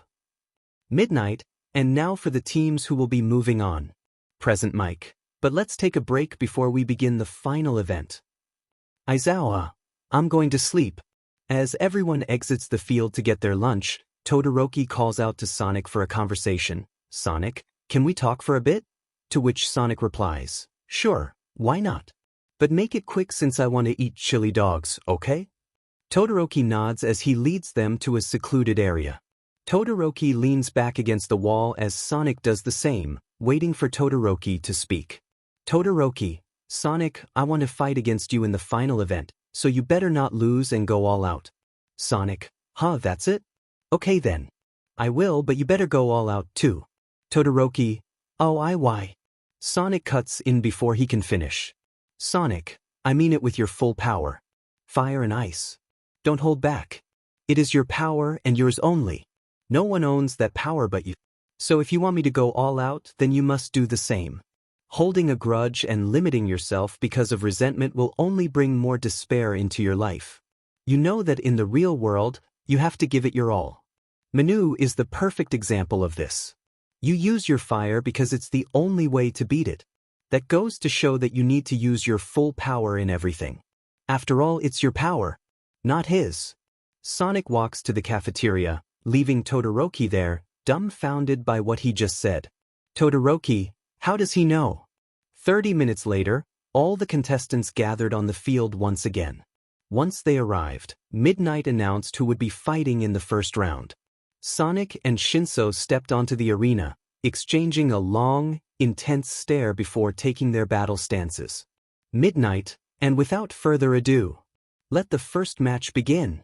Sonic thought to himself, so this guy can control those who respond to him, huh? Pretty powerful quirk, really. I wish he was in the hero course. With a quirk like that, he could be a great hero. But now it's time for me to win. Shinso, so you're the blue blur that's been hogging the spotlight, huh? Must be nice to have a quirk like that. Sonic remained silent, slowly walking toward him as Shinso tried to provoke a response. Shinso, hey, not even going to answer me? That's rude. I don't know what that pink-cheeked girl sees in you. I guess her choice in men is questionable. This comment made Sonic angry. He dashed forward, delivering a powerful punch, sending Shinso out of bounds. Midnight, Shinso's out. Midoriya moves on. Sonic approached Shinso to help him back to his feet. Once he stood up, Sonic spoke to him. Sonic, hey, I know what your quirk is, and I understand you're just trying to win by messing with someone's feelings to get a response. I don't hold anything against you, man. You just want to get into the hero course so you can be a hero. To be honest, you'll make an amazing hero, just keep trying. You'll get there eventually. Shinso was left speechless by Sonic's words. He smiled and walked off to the podiums. Shinso, thanks. That means a lot to me. Sonic returned to where his friends were to watch how the other matches would turn out. Sonic's POV, let's see how the others do in their matches. 20 minutes later, things were getting interesting. Todoroki had frozen Zero in a giant ice barrier, which was quite overwhelming for him. He must have had a quick talk with him before his match started. Kaminari got immobilized by a girl whose quirk allowed her to control the vines in her hair. Ida was turned into a walking advertisement by a girl named Hatsum but won in the end since she walked out of bounds. Yaoyorozu got pushed out of bounds by Tokoyami's Dark Shadow.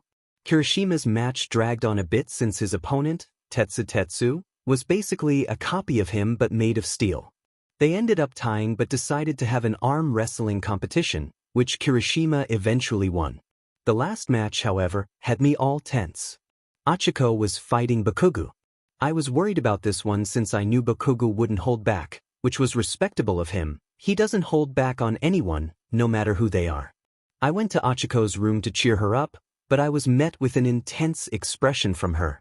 Hey, Uraraka. You look tense. Try to calm down a bit, I said with a reassuring tone. She calmed down a little, but I could tell she was scared. Thanks, Soniku. I needed that. It's just that I'm up against Bakugo, and knowing him, he'll come at me with full force, she said in a low tone. I know. You have to respect him for that. It's just his way of showing respect to his opponents. But you're not only tense because of that, are you? There's something else, huh? I noticed her shocked expression as soon as I finished speaking. How did you know? She asked, her eyes wide. I chuckled at her question. Achiko, I've seen your home. Remember? I'm the one who took you there. I've also caught glimpses of the inside of your home. So I know why you want to be a hero. It's not only for your benefit, it's also for your parents.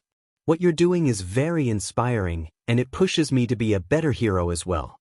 You are my hero, Achiko, I said in a calm, caring tone. Was flustered at first but quickly calmed down, only to end up crying. I hated seeing her cry. I quickly pulled her onto my shoulder to let her release her emotions. Soniku. Thank you. She pulled away with a smile on her face.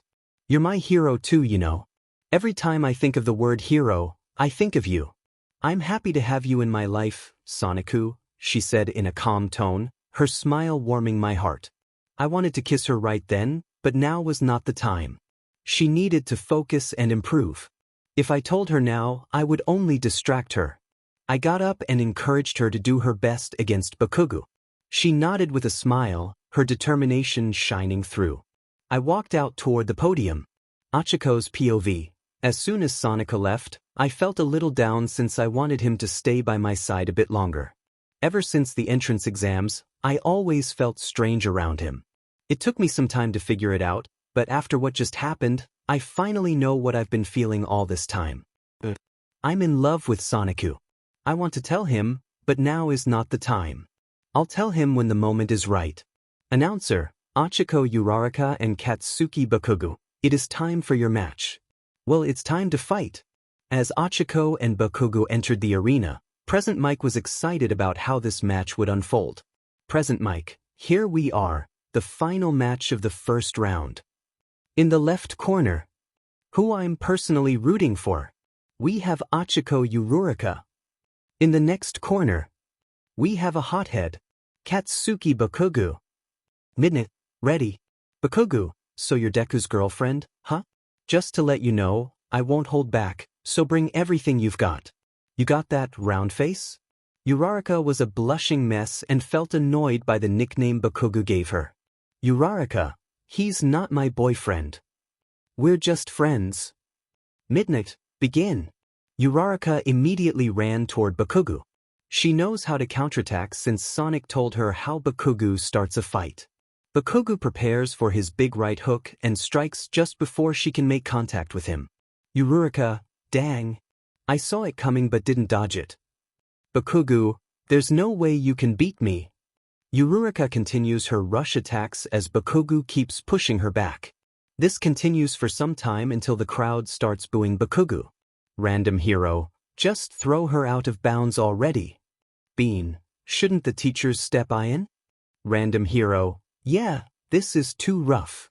Present Mike, the crowd is booing Bakugo. I kinda agree. But Mike is interrupted by a punch in the face from Aizawa. Aizawa takes the microphone to express his thoughts. Aizawa, to the people who started this riot, shut up. Bakugo knows she climbed high, and he's acknowledging his opponent's strength. Besides, he is showing her respect by not holding back. That's the type of person Bakugo is. Now shut up and watch. In Bakugo's mind he thinks, not yet. She's not out of the fight yet. Bakugo looks at Uraraka's determined face as she slowly gets back up. Uraraka, thank you, Bakugo. This confuses Bakugo. Why is she thanking me? She must have a plan. Just what is? Wait. Bakugo quickly looks up to see a large amount of rubble floating in the air. Uraraka, for only keeping my eyes on me. Bakugo, so that's your plan, your round face? Uraraka runs up to Bakugo while releasing the rubble in the air.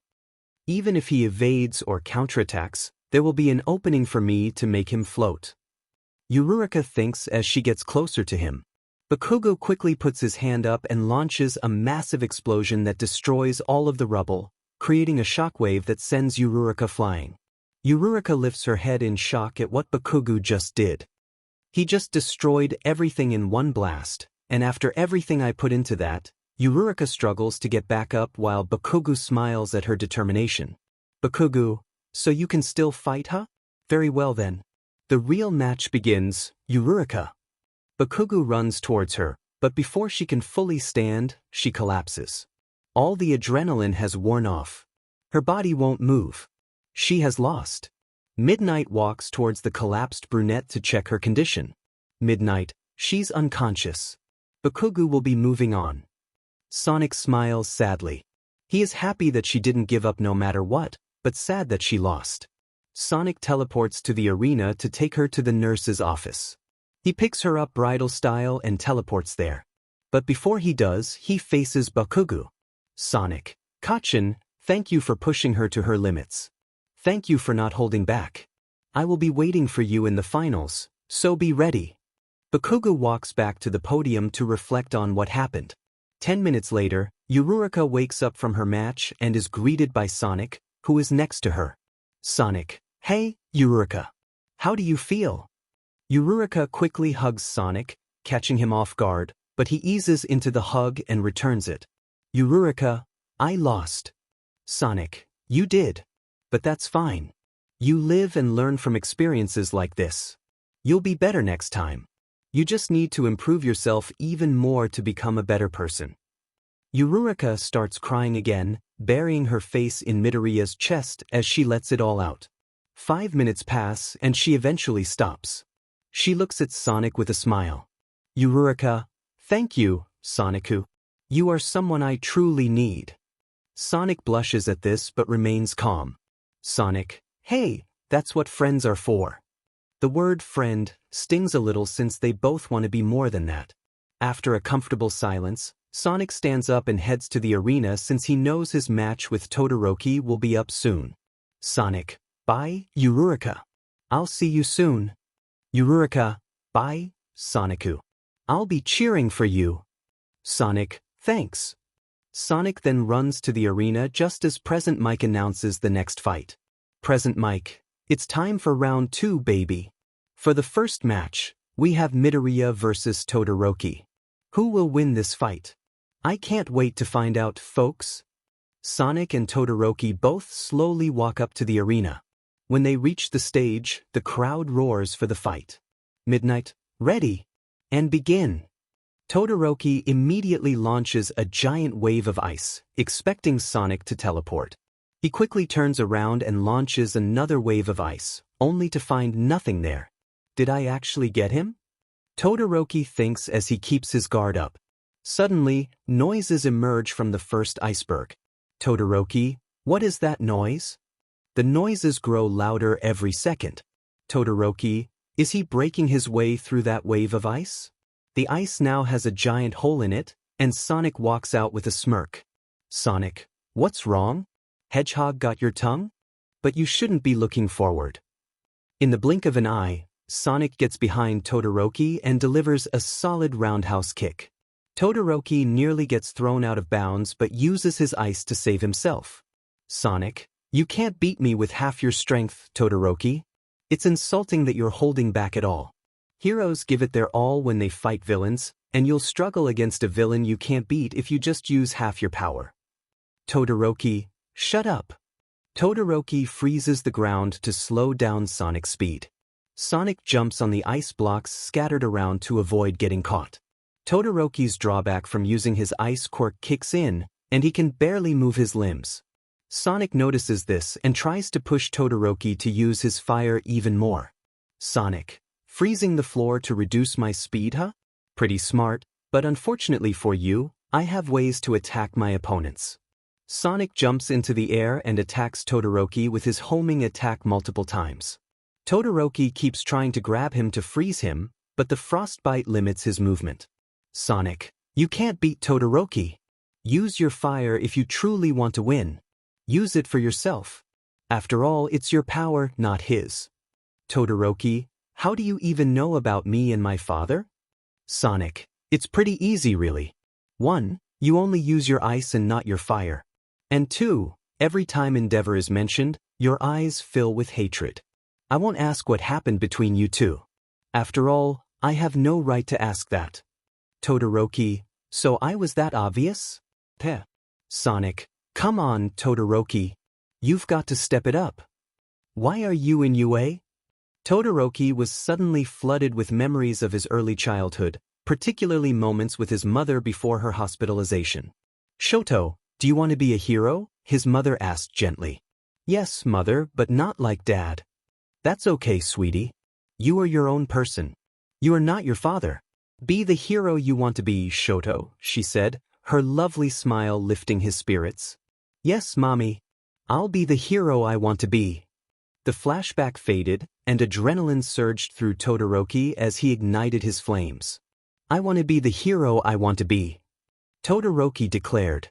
Sonic smiled at his determination and took a fighting stance, ready for Todoroki's attack.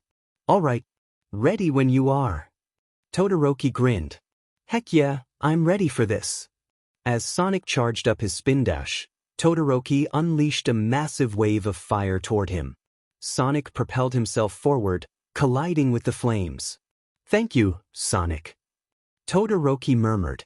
The impact created a tremendous explosion that engulfed the arena.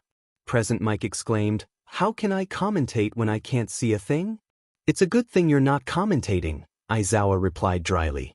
As the smoke cleared, everyone saw Sonic standing in the arena, holding his left arm, while Todoroki was out of bounds. Todoroki is out of bounds. Midoriya moves on to the third round. Midnight announced. That was the best match I've seen yet. Present Mike shouted. While the crowd cheered, Sonic approached Todoroki. I did it. I freed you from your shackles, Todoroki. Now let's get you to recovery, girl. We both need it. With a flash, Sonic teleported them to the infirmary for healing. Sonic's POV. That was a quick recovery.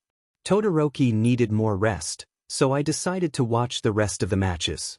As I reached the podiums, I was unexpectedly hugged by Ochako. You won, Sonicu. I knew you could do it, she exclaimed. Yeah, I did it. Thank you, Uraraka, for cheering me on. I really appreciate it.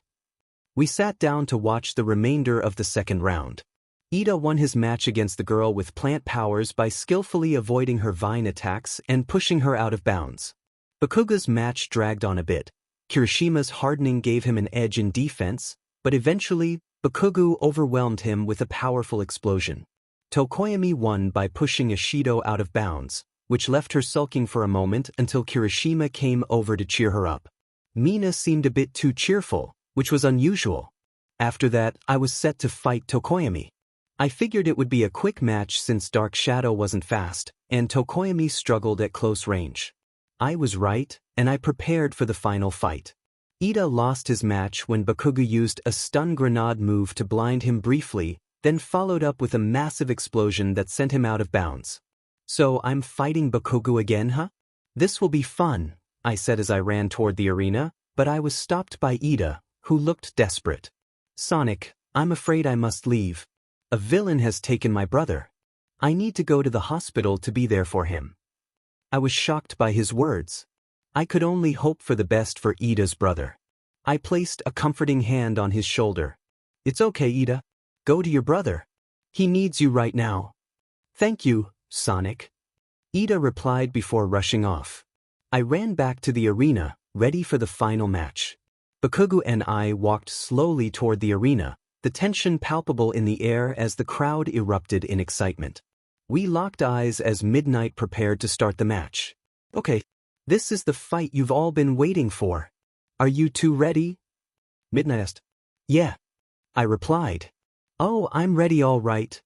Bakugo shot back. Battle begin. Bakugo and I launched toward each other, throwing punches at the same time. Our fists connected, and we moved our heads closer, both surprised by each other's strength. You've gotten stronger, Bakugo said. So have you. I'm glad to have you as a rival, I replied. Same here. Sonic. I was taken aback. Bakugo called me Sonic instead of Deku? Maybe he was finally showing respect after all these years. Let's go, Bakugo. I punched Bakugo in the gut, pushing him back a few feet. He quickly propelled himself into the air using his explosions, and I jumped up to meet him. In the air, we exchanged blows. I absorbed the explosions while Bakugo took my punches. As we descended, Bakugo used his explosions to land safely, while I spun into a ball to cushion my fall. We both landed, panting, staring each other down. After catching our breath, I charged up my spin dash. Bakugo quickly closed the distance, igniting an explosion to disrupt my attack. I grunted in pain and needed time to recover, so I ran in circles around Bakugo, taunting him. You're too slow. This infuriated Bakugo. He launched himself into the air, and I wondered what he was planning. You may be faster than me, Sonic, but that doesn't mean I'm weak. Take this. Bakugo dove down, creating a tornado of explosions around him. I widened my eyes, realizing I couldn't dodge this. I had to face it head-on. I thought, I never wanted to use this move unless I was up against a serious threat. Bakugo, you truly are a strong rival. You've cornered me, so I have to counterattack. I sprinted to the center of the arena to charge my attack. Bakugo's eyes widened in realization, but he smirked, ready for the challenge. So you've got more tricks up your sleeve, Sonic? Well, bring it on. Sonic, let's go. Bakugo finally reached Sonic to unleash his strongest attack. Bakugo, Howitzer Impact. Sonic, Chaos Blast. The two attacks collided, creating a massive red shockwave that could be seen for miles. Dust filled the air, obscuring everything. As the dust settled, the two contestants were barely standing after the attack. Both were panting, their bodies on the verge of collapse. Bakugo, Sonic. Pants. Let's finish this. Sonic, yeah. Pants. Let's end this. They slowly walked toward each other, the tension in the atmosphere thickening. The crowd grew uneasy, even the professionals felt the weight of the moment. When they finally reached each other, they clenched their fists, pulled them back, and struck each other's faces with all their might. Their fists made contact, and their heads turned away from the impact. Silence enveloped them. Not a single movement was made. After what felt like an eternity, Sonic and Bakugo finally spoke in unison. Bakugo, you really are strong, Sonic. Sonic, you really are strong, Kacchan. They exchanged shocked expressions before bursting into laughter at their own expense. But then one of them stopped laughing, collapsing to the ground with a smile, knowing he had fought with everything he had. The same could be said for the one still standing. Midnight approached the collapsed individual to check if he was still alive. Midnight, he's unconscious. This means the winner of this year's sports festival is Sonic. Chapter End. Sonic POV. The top 3 who made it to the finals stood on the podiums, and I was on the first place podium. I won. Kacchan stood proudly on his second podium. I guess he finally matured in his pursuit of being the best. But I don't think that will stop him from trying to become the #1 hero, and I hope he never stops striving for that. Tokoyami calmly stood on his third podium, clearly satisfied with making it to the top. Midnight, and now for the man who will be handing out the rewards. All Might, HHHA. I am here to award the medals. I watched as All Might jumped down from the roof of the stadium, landing heroically. So All Might is the one giving out the medals. Awesome. All Might presented the medals to Tokoyami and Kacchan, offering them advice on improving their quirks and strategic thinking. Then he finally came to me. He placed the medal over my head, and I smiled proudly at my achievement. All Might, young Midorino. Young Sonic. You have won the sports festival. I am proud to say that you have great potential to become a great hero. Wear this medal with pride, young Sonic. Sonic, I will, All Might. I will. After the awards were handed out, All Might thanked everyone for attending this year's sports festival and ended with his signature catchphrase. All Might, go beyond. Plus ultra. The crowd cheered along with All Might as everyone began to head home. I saw Achiko running up to me as we prepared to leave. Achiko, Soniku. Sonic, hey, Uraraka. Achiko, you did it. You won the sports festival. You are amazing, Soniku. Sonic, thanks. And thank you for cheering for me during the fight. I really needed that. Achiko, you're welcome, Soniku. Anyway, we should head back home, she said while walking alongside me. We weren't in a rush, so we decided to walk back instead of me taking her home with my speed. Honestly, I love being around her. I want to tell her, but even now isn't the right time. Eventually, we reached her house and we parted ways. Sonic, bye, Uraraka. See you at school. Achiko, bye, Soniku. I'll see you in school too. She closed the door and I ran back home. I felt a pang of sadness at saying goodbye. I know we'll see each other again at school, but that doesn't lessen the ache in my heart. I guess I really did fall for her. But does she feel the same? I don't know. But I will tell her how I feel in the future. After all, tomorrow's another day. Chapter End. Third POV. Everyone returned to school the next day. The students in Class 1A were discussing how the sports festival had impacted their everyday lives in just a few days. Mina, a lot of people wanted to take pictures of me and Kirishima while we were walking to school today. I was a little embarrassed.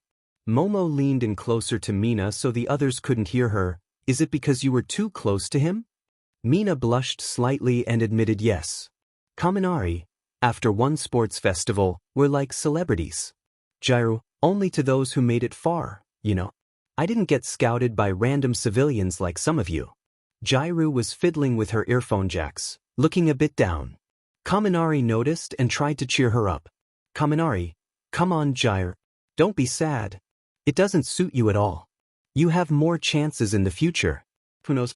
Maybe you'll win the whole sports festival next time, he said with a bright smile.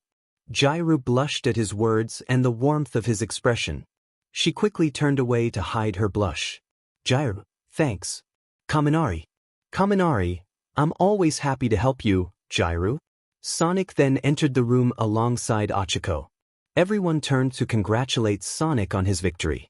Azui, congrats on winning, Sonic. Sato, yeah man. You were so strong. Hagakure, you are almost too strong. Sonic felt flustered by all the praise from his classmates. Before he could respond, Aizawa walked in, prompting everyone to sit back down. Aizawa, everyone, quiet down and get to your seats. Everyone complied, not wanting to face his intimidating gaze. Aizawa walked to the front to make an announcement.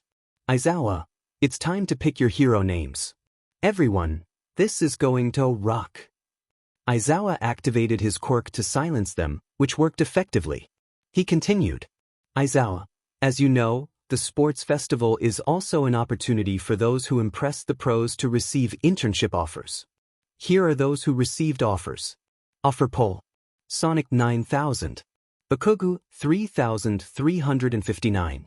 Todoroki 2010. Tokoyami 290. Uraraka 249. Kaminari 221. Kirishima 173. Yairozu 50. 03. Aizawa, this is more concentrated than previous times. Everyone was shocked to see Sonic's number of offers. Everyone, it's over 9,000. Sonic, huh? I guess they want me to take down villains quickly so they can do less work. How shameful of them. Sonic smirked at the results. Aizawa said, as I was saying, a codename is important. It identifies who you are and what kind of hero you are. These will most likely be temporary, but take them seriously or... Midnight chimed in, or you'll face some serious consequences. Midnight walked in with a confident stride, catching the attention of a certain grape-haired student. I'll be approving your name since it's not Aizawa's taste, she announced. It's true, Aizawa replied, already settling into his purple sleeping bag. I'm going to sleep now. As Aizawa dozed off, Midnight handed out whiteboards for hero names. When you're done picking, come up and share. Sonic was quick to respond. All of you know what my hero name is, but I'll say it anyway. The blue blur, the name's Sonic. Great name. Who's next? Midnight encouraged. Mina stepped forward. My hero name is Rose. Perfect. Midnight replied. Yuga followed. The shining hero, the name's Charmy. It fits well. How appropriate. Midnight exclaimed. Next was Sato. The strength hero, Bark. Kirishima stepped up with enthusiasm. The hard-fisted hero. My name's Knuckles. Oh, I like what you did there. Midnight said, clearly impressed. Ida approached quietly. Tenya. That's disappointing, Midnight remarked. Mineta shuffled up. The sticky hero, Grape Juice. That makes sense, Midnight noted. Hagakure was next. The stealth hero, Espio. How stealthy? Midnight responded. Achiko dashed up. I picked this one out, Uravity. How cute. Midnight smiled. Tokoyami stepped forward. Jet black hero, Shadow. Oh my goodness. So edgy. Midnight exclaimed. Zero walked up confidently. Sell a wave. I get it. You send a wave of tape. Midnight laughed. Kaminari rushed in. I got mine. Ray Volt. Jairu pushed past him. Mine is Ear Storm. Yayorozu approached shyly. The everything hero, I'm Kriati. Todoroki followed silently. Omega. That's pretty cool, Midnight said. Bakugo rushed to the front. Ground Zero. Nice. Midnight cheered. Shoji stepped up. Tentacle. Nice pun. Midnight replied. Ojiro added, Tail. Better than Tailman, Midnight joked. Azui, Froppy, she said. So cute. Midnight exclaimed. Koda finished with, Anima. All about it. Midnight declared. And that's it. Now pick your offers in 2 days. Return the forms when you're all finished. Many had already filled out their applications, but Sonic was still pondering his choices. What should I pick? He thought while walking toward the door. Just as he was about to open it, All Might slid in unexpectedly and invited him over to talk. About the offers, an old friend is interested in you, so he sent you an offer. He knows about One for All as well. You should intern with him to gain better control over it. All Might was visibly nervous. shaking slightly, while Sonic watched in surprise. Just how intimidating is this guy? Sonic wondered. Sure, All Might, Sonic replied. He headed to the office to turn in his form, choosing Gran Torino, All Might's teacher, knowing he would help him gain better control of One for All. After all, he couldn't rely solely on his speed. As Sonic approached the office, he bumped into Ochako. Hey, Uraraka. Turning in your form? He asked. Yup, Sonicu. I chose Gunhead since I really need to work on close combat when I fight villains. Plus, my quirk will be great for that too, she explained. That's pretty smart, Uraraka. I hope you do well on your internship. Sonic encouraged. Thanks, Sonicu. Shall we head home? Ochako asked. Yes, Uraraka. Let's go. Class 1A began their internships the following week. Some were being welcomed and getting used to their new environments, while others were regretting their choices. Our blue hero raced to the address in 30 seconds, eager to gain more control over One for All. So, this is the address, huh? Time to get stronger, Sonic said, knocking on the door but receiving no reply. He knocked again, still no response. Maybe he isn't home yet, he wondered, growing impatient. He decided to enter the building, only to be startled by a surprising sight. They're dead. Who's dead? A voice called from behind him. Sonic turned to see the door open, revealing a small old man in a yellow hero costume. The man looked just as surprised. Who the heck are you? Sonic exclaimed. I'm Gran Torino, your temporary teacher for this week. So who's dead? He asked. Those chili dogs. They were on the floor ruined. They would have been great to eat. Sonic lamented. Really? Crying over hot dogs? That's pathetic. Anyway, think fast. Torino suddenly shouted, launching a surprise attack. Sonic dodged by tilting his head, and Torino hung onto the wall with an impressed look. Not bad, kid. You truly are fast. I can see why he chose you as the next successor. Now tell me, how many times have you used One for All, and when? Sonic grinned at the question. I only used it once during my fight with Todoroki. When he launched that giant ice wave, I punched through the ice using One for All. Torino looked impressed. Okay then, how much of it can you control? Sonic replied, at first I started at 15%. Then during the USJ, I increased it to 40%. So I can use 40% of One for All right now. Impressive. Now let's increase that percentage, shall we? Oh, by the way, don't use your speed quirk only One for All. You need to get used to it as well. That's great and all, but I can't exactly turn off my speed quirk. It's always on, like the sun, it never stops shining, Sonic explained. Very well then. Just keep raising the percentage of One for All slowly while maintaining a steady pace, Torino instructed. All right, let's go, Sonic exclaimed. Gran Torino began jumping around, and Sonic found it challenging to keep up without his speed quirk. However, thanks to his natural speed, he could follow Torino's movements and react appropriately. Okay, let's raise it to 50%. Sonic thought, pushing himself harder. As he struggled to adjust to One for All, Torino seized the opportunity to launch a series of attacks. Sonic endured them, but soon he was barely able to move. Just as Torino prepared to deliver a kick, Sonic dodged and countered with a punch to Torino's gut. Gah!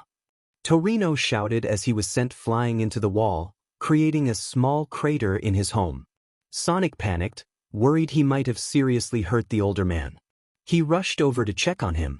Good news, he was alive. Bad news, he made a huge mess. Torino slowly stood back up as Sonic finished cleaning the chaos he had created. Man, Toshinori, you picked a very dangerous candidate to wield such massive power. I didn't even have a moment to dodge that attack or that punch. Gosh, that hurts. You found a good one, Toshinori, Torino thought as he walked over to Sonic. That was a good one, kid. You knocked me out for a bit. How much did you use while you were getting adjusted? Torino asked. Sonic smirked at the question and proudly replied, I went from 40% to 50%.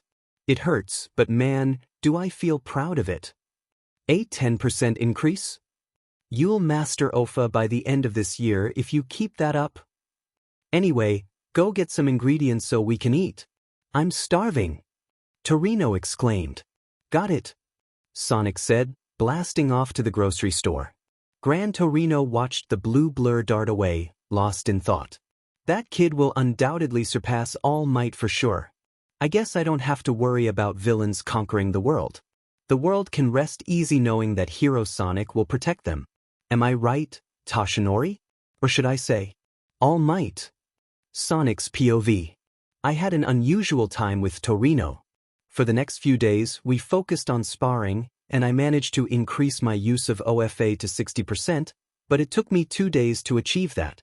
After our sessions, he would just lounge around, enjoying that fish dessert. Then, Torino suddenly told me we would be going to Hosu at night. I was puzzled by this unexpected plan, but I changed into my costume and headed to the train station, even though I could have gotten there much faster. So, you might be wondering why we're going to Hosu at night? Torino asked. Yes, I replied.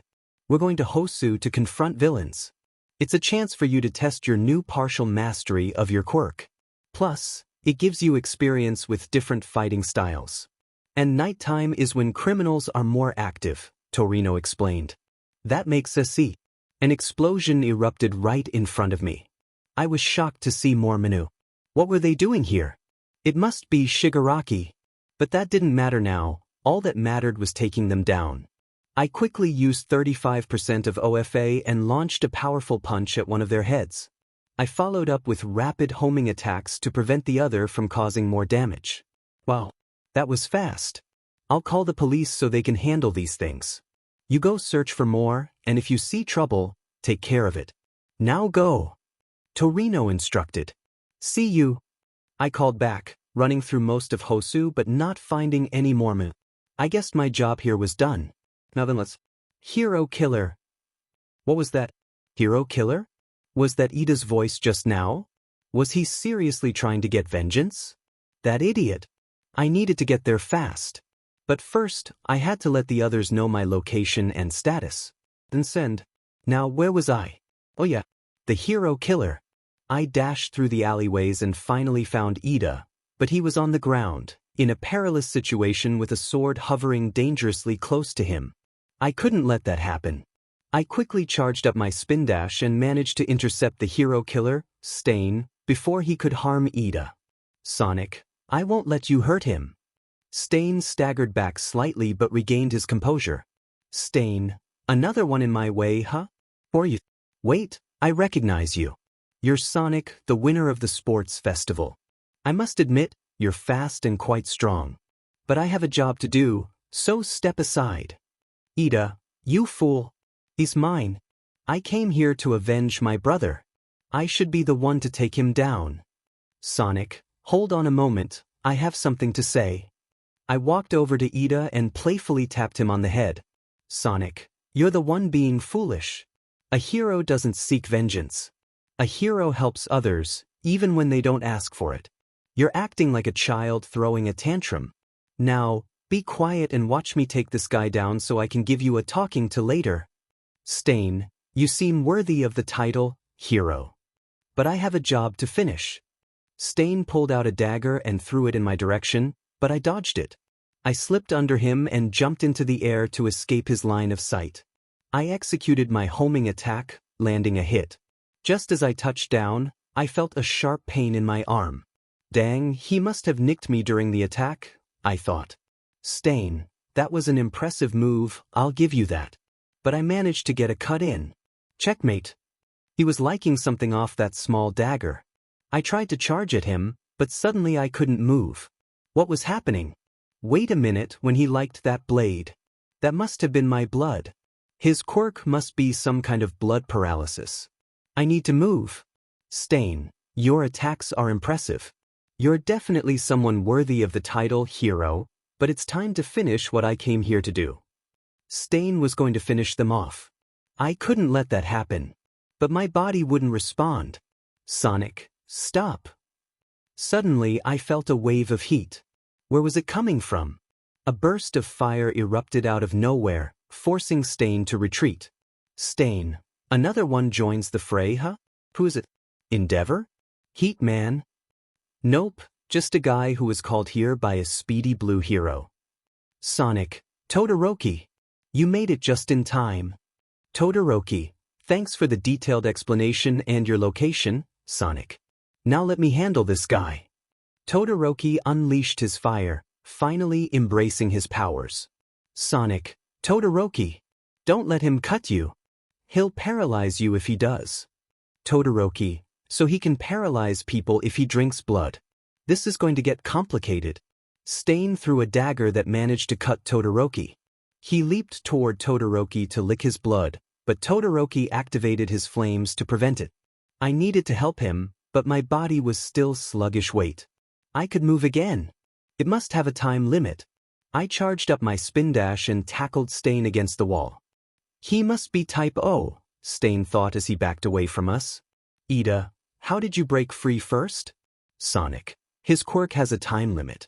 I think it's related to a person's blood type. Stain. Impressive. You're exactly right. Stain hurled more daggers at me, but I managed to dodge them. I needed to take him down quickly. If I could slam him to the ground, I might knock him out. Sonic. Todoroki. Keep him busy. I need to charge. Up a bit. Todoroki. Okay, but be quick. Sonic. Who do you think you're talking to? I wall jumped to the tops of the buildings, using 60% of my one for all to propel myself high into the air. Once I reached the peak, I charged up my spin dash and launched down towards Stain. Stain. I wonder what that blue one is up to? Todoroki. Maybe you should look up. Stain. Huh. I landed a powerful punch right in his face as I descended. Stain's body slammed against the ground, creating a crater. Sonic. All right. That's done. Let's tie this guy up and send him to the police, and I'll give Ida a talking to for being reckless. Todoroki. You're pretty straightforward, you know that? Sonic. Yup. Ida and Native began to recover from Stain's paralysis, and fortunately, we found some rope to tie him up. I approached Ida for a serious conversation. Sonic. Ida. Ida. Sonic. I playfully tapped his head again, and he winced in pain. That's how I like to start a serious conversation with someone who's made a mistake. Sonic. That was foolish. You let your emotions cloud your judgment, and you almost got killed. Your brother wouldn't want you to act like this. Imagine if you had died. Your family would have been heartbroken. All because you wanted revenge. I know you were told not to engage, but you did it anyway. Ida, you are absolutely right, Sonic. I didn't act like a hero. I didn't consider how others would feel if something bad happened. I have no right to call myself a hero. Sonic. Exactly. But you do have another chance to earn that title. Learn from your mistakes and move forward. We're all human, we're all imperfect. That's a fact. Now, let's get to the hospital. Ida was tearing up after my words, and I could see they had struck a chord with him. We made our way out of the alley and met up with some heroes. We handed Stain over as Ida faced some well-deserved reprimands for his actions. The police and ambulance arrived. Before Stain was taken away, he regained consciousness and managed to say something to me. Stain. Sonic, you are a hero. Become the hero who will put an end to the League of Villains. Be the new symbol of peace that keeps people safe. Become the hero. I'll see you soon, Sonic. The hero killer just encouraged me to become a hero? I don't know what's going on with this guy, but at least he's not completely unhinged. I will honor his request, no matter how strange it is coming from him. Sonic. I will, Stain. I will. I gave him a thumbs up as he got into the police truck. He smiled as the doors closed behind him. Sonic, what a strange guy. A few days after the Hosu incident, Sonic, Todoroki, and Ida were in the hospital discussing what had happened when the door opened, revealing Police Chief Kenji Tsuragami. Kenji Tsuragami. Hello, I'm Kenji Tsuragami, oof. The police chief. First, I want to thank you three for saving Native and capturing the hero killer, woof. However, the two of you have broken the law. He pointed to Todoroki and Ida, leaving them speechless. Kenji Tsuragami. Sonic is an exception since he was granted permission to handle any trouble that occurred, which he did. Sonic sighed in relief at his words. The chief continued. Kenji Tsuragami, we have some options here, woof. 1. You three will all be credited for defeating the hero killer, but there will be criminal charges. 2. We can say that Endeavor and Sonic defeated him, but that will create a split against the Order of Heroes. Lastly, 3. We simply say that Endeavor took all the credit and leave you three out, and no criminal charges will be brought up, woof. So what's your choice? Sonic, I'll pick the third option. Todoroki, same here. Ida, I would like the third option as well. Kenji Tsuragami, very well, woof. Thank you for cooperating. You all have my gratitude, woof. Now I must be off. Kenji Tsuragami left, and the three of them sighed in unison. Sonic, that was tense. Todoroki, it was tense. Ida, yeah it was. Sonic walked out to make a phone call to Achiko to let her know about his condition. He felt nervous since he had never called any girl, other than his mother, on the phone. He dialed Achiko's number, and after a moment, she picked up. Achiko, hey, Sonic. Sonic, hey, Uraraka. Achiko, how have you been? I saw the news that you three were involved with the hero killer. Are you okay? Sonic, I'm fine. I only got a small cut on my arm. Nothing serious. I should be okay for the rest of the day and can go back to my internships. By the way, how's yours going? Achiko, don't scare me like that, Sonic. I was worried that you might have gotten seriously hurt. I've been doing great with my internships. I'm learning some new combat skills that will help me in close combat. Sonic, sorry for worrying you, Uraraka. That's great to hear that you're learning new techniques. It will help you a lot in the future. Anyway, I have to go back to my room. Can't stay out for too long. Achiko, thanks, Sonic-ku. I'll see you later. Sonic, later.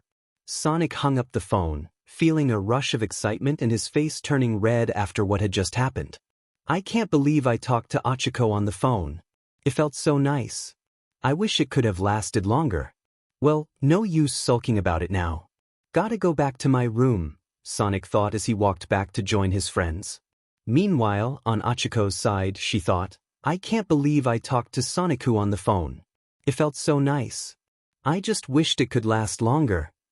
Achiko's daydreaming was interrupted by Gunhead calling her for more training. Gunhead, Uraraka.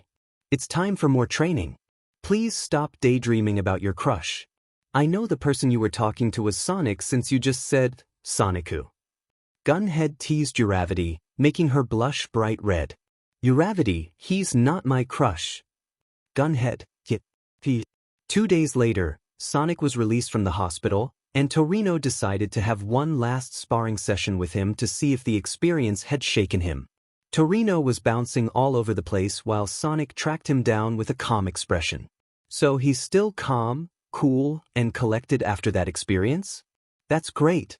It shows that he's not all talk and actually knows how to deal with tense situations against powerful enemies. Torino thought with a smile as he launched himself behind Sonic to deliver a solid kick. Sonic turned around at the last second, dodging the kick and countering with a 30% smash to Torino's face.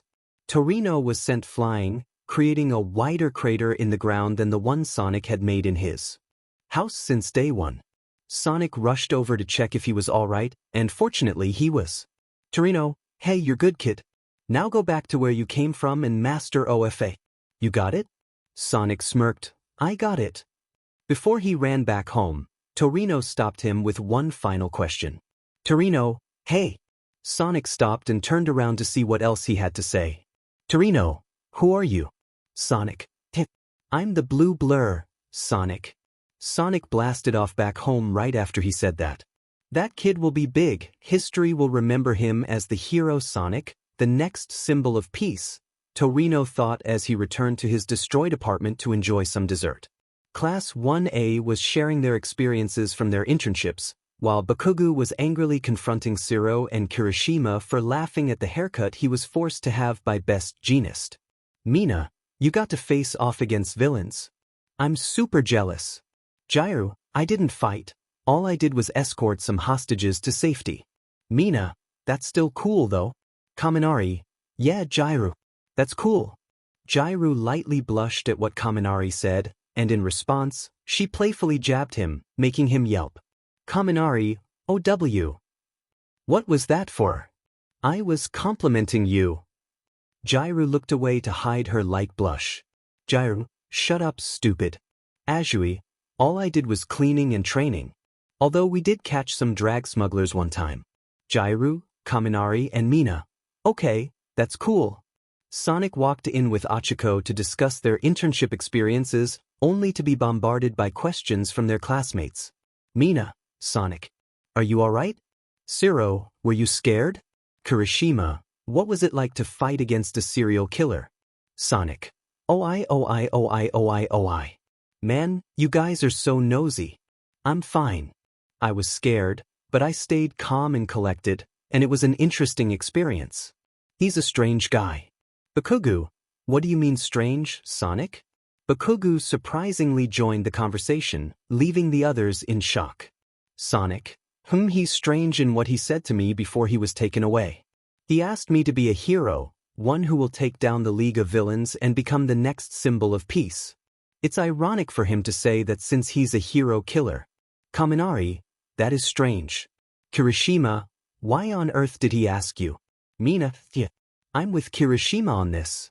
Many others were puzzled by this, but they decided to discuss it another time since class was about to begin.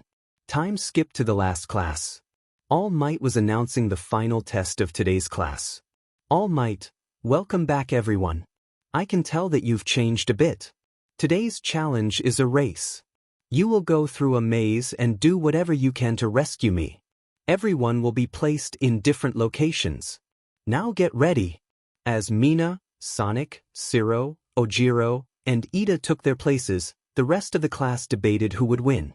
Kirishima, out of all of them, I think Sonic's going to win since he's the fastest thing alive. Achiko, I'm with Kirishima, Sonicu's going to win in a flash. Jiraiya, yeah, Sonic will win. All Might, and begin. Siro used his tape to swing across the field like Spider-Man. Siro, Sonic may run fast, but he doesn't know how to propel in the air like me. Sonic, is that so, Cellawave? Siro, what the? Sonic blasted past Siro in a blur of electric blue. Everyone watching, well, that's to be expected. All Might, congrats Sonic. You have won. Thank you for rescuing me. Sonic, all right. Mina, I'm not even upset that I lost. You're too fast. Sonic, yeah, sorry about that. Sonic leaned in close to Mina. Sonic, if you're feeling down about it, I'm sure Kirishima will help cheer you up. Mina blushed at his words. Sonic ran back to where the others were to watch the rest of them race. After school. As Sonic and Achiko exited through the door, All Might slid in. All Might, Young Sonic, can we have a little chat? Sonic, sure, All Might. Sorry Uraraka, I'll be quick. Achiko, it's okay, Sonic-ku. I'll be waiting. All Might and Sonic went into the teacher's lounge to discuss One for All. All Might, so, how much of One for All have you mastered so far? Sonic, 60%. All Might gasped in shock at Sonic's response. All Might, 60%? I'm amazed, young Sonic. You should master it before the end of this semester if you keep this up. Sonic, thanks. All Might, first off, do you remember how I gave you your power? It was in my DNA. Sonic, wait. So the hero killer has One for All now? All Might, no, he doesn't. One for All can only be passed if the holder intends to pass it on. It can't be taken by force, but it can be transferred by force. But that's not all I want to talk about. All Might, now it's time for me to tell you about One for All's origin in a nutshell since I don't want to keep your girlfriend waiting. Sonic, she's not my girlfriend. All Might chuckled. All Might, hey. All Might, One for All was formed during the first generation of quirks. There was a man who could steal quirks from others and pass them to others, so he called himself All for One. He had a little brother who was quirkless but had a strong sense of justice. One day, AFO gave his brother a quirk that could stockpile power, but what he didn't know was that his brother had a quirk all along, a power that was completely useless by itself. So the stockpiling ability merged with the power to pass on quirks, becoming one for all. I always find it ironic that justice spawns from evil. Sonic. Wow, that's a lot to take in. I'm guessing AFO is still alive, huh? All my Odysseus. And since you are the 9th holder, you will have to fight against this great evil yourself, so you better be ready. Sonic, I will. All Might, good. Anyway, you should start packing. The dorms will open up tomorrow. Sonic, yep, I'll go pack right now. Sonic dashed out the door to meet up with Uraraka and carry her back to her home. Achiko, thanks, Sonicu. I appreciate it. I have to go pack for the dorms now, so I'll see you there. Sonic, you're welcome, Uraraka. Can I help you pack? Achiko hesitated at his offer, thinking, Sonicu helping me with packing? I don't see why not. He's fast, so it will save me time. Achiko, sure. I don't have much to pack, but help would be great. Sonic, thanks, Uraraka. Now let's begin. Achiko, After packing was done, Sonic sat comfortably on the floor, while Achiko sat on the other side of the wall. They both wore satisfied expressions, smiling at their accomplishment. Achiko took a moment to admire Sonic's face, captivated by his beautiful emerald eyes and blue hair. She must have been staring for too long as Sonic moved a little closer, noticing her silence. Sonic, Uraraka? Are you okay? Achiko snapped out of her daydream and jumped forward slightly, causing Sonic to flinch. Achiko found herself on top of Sonic and they stared into each other's eyes, mesmerized and unwilling to move. All they could think about was each other. Unfortunately, Achiko regained her senses and quickly jumped off Sonic, apologizing repeatedly while he reassured her it was fine since it was an accident as he stood up. Sonic, anyway, I need to go back home to start packing my stuff. Thanks, Uraraka, for letting me help. Achiko, okay, bye, Sonicu. I'll see you at the dorms. Sonic, bye, Uraraka. Sonic blasted off back to his home. They both felt a bit sad that they couldn't spend more time together, but they enjoyed the moments they shared. Today was the day all of Class 1A moved into their dorms. They were amazed by the construction and their new rooms. Aizawa gave them the rest of the day off to unpack their things and get accustomed to their new home. Sonic finished setting up his room in 5 minutes, so he went around to help the others unpack. 1 hour later, everyone had finished unpacking, thanks to Sonic's help, except for Mineta, as Sonic didn't want to be scarred by what Mineta had in his room. Everyone was in the living room discussing how great it was going to be. Kaminari, I still can't believe that we're all going to be living here for the next few years. Ida, this is really the best choice. With us being in UA's territory, we can focus more on our education. Tokoyami, true, but don't forget that it's for our own safety as well. Azui, Tokoyami's right. The League of Villains seemed desperate to get their hands on them for some reason. My guess is that they're trying to prevent more heroes from emerging by eliminating us so that new heroes wouldn't show up. Jisoo, you're as dark as Tokoyami, Jiraiya remarked. Azui felt a light blush at Jiraiya's comment but managed to shake it off. You're not that far off though. I also believe they're after the Chaos Emeralds I have here, Sonic replied, pulling out a suitcase and placing it on the table. He entered a password, and the black cover on the case vanished, revealing the emeralds contained within.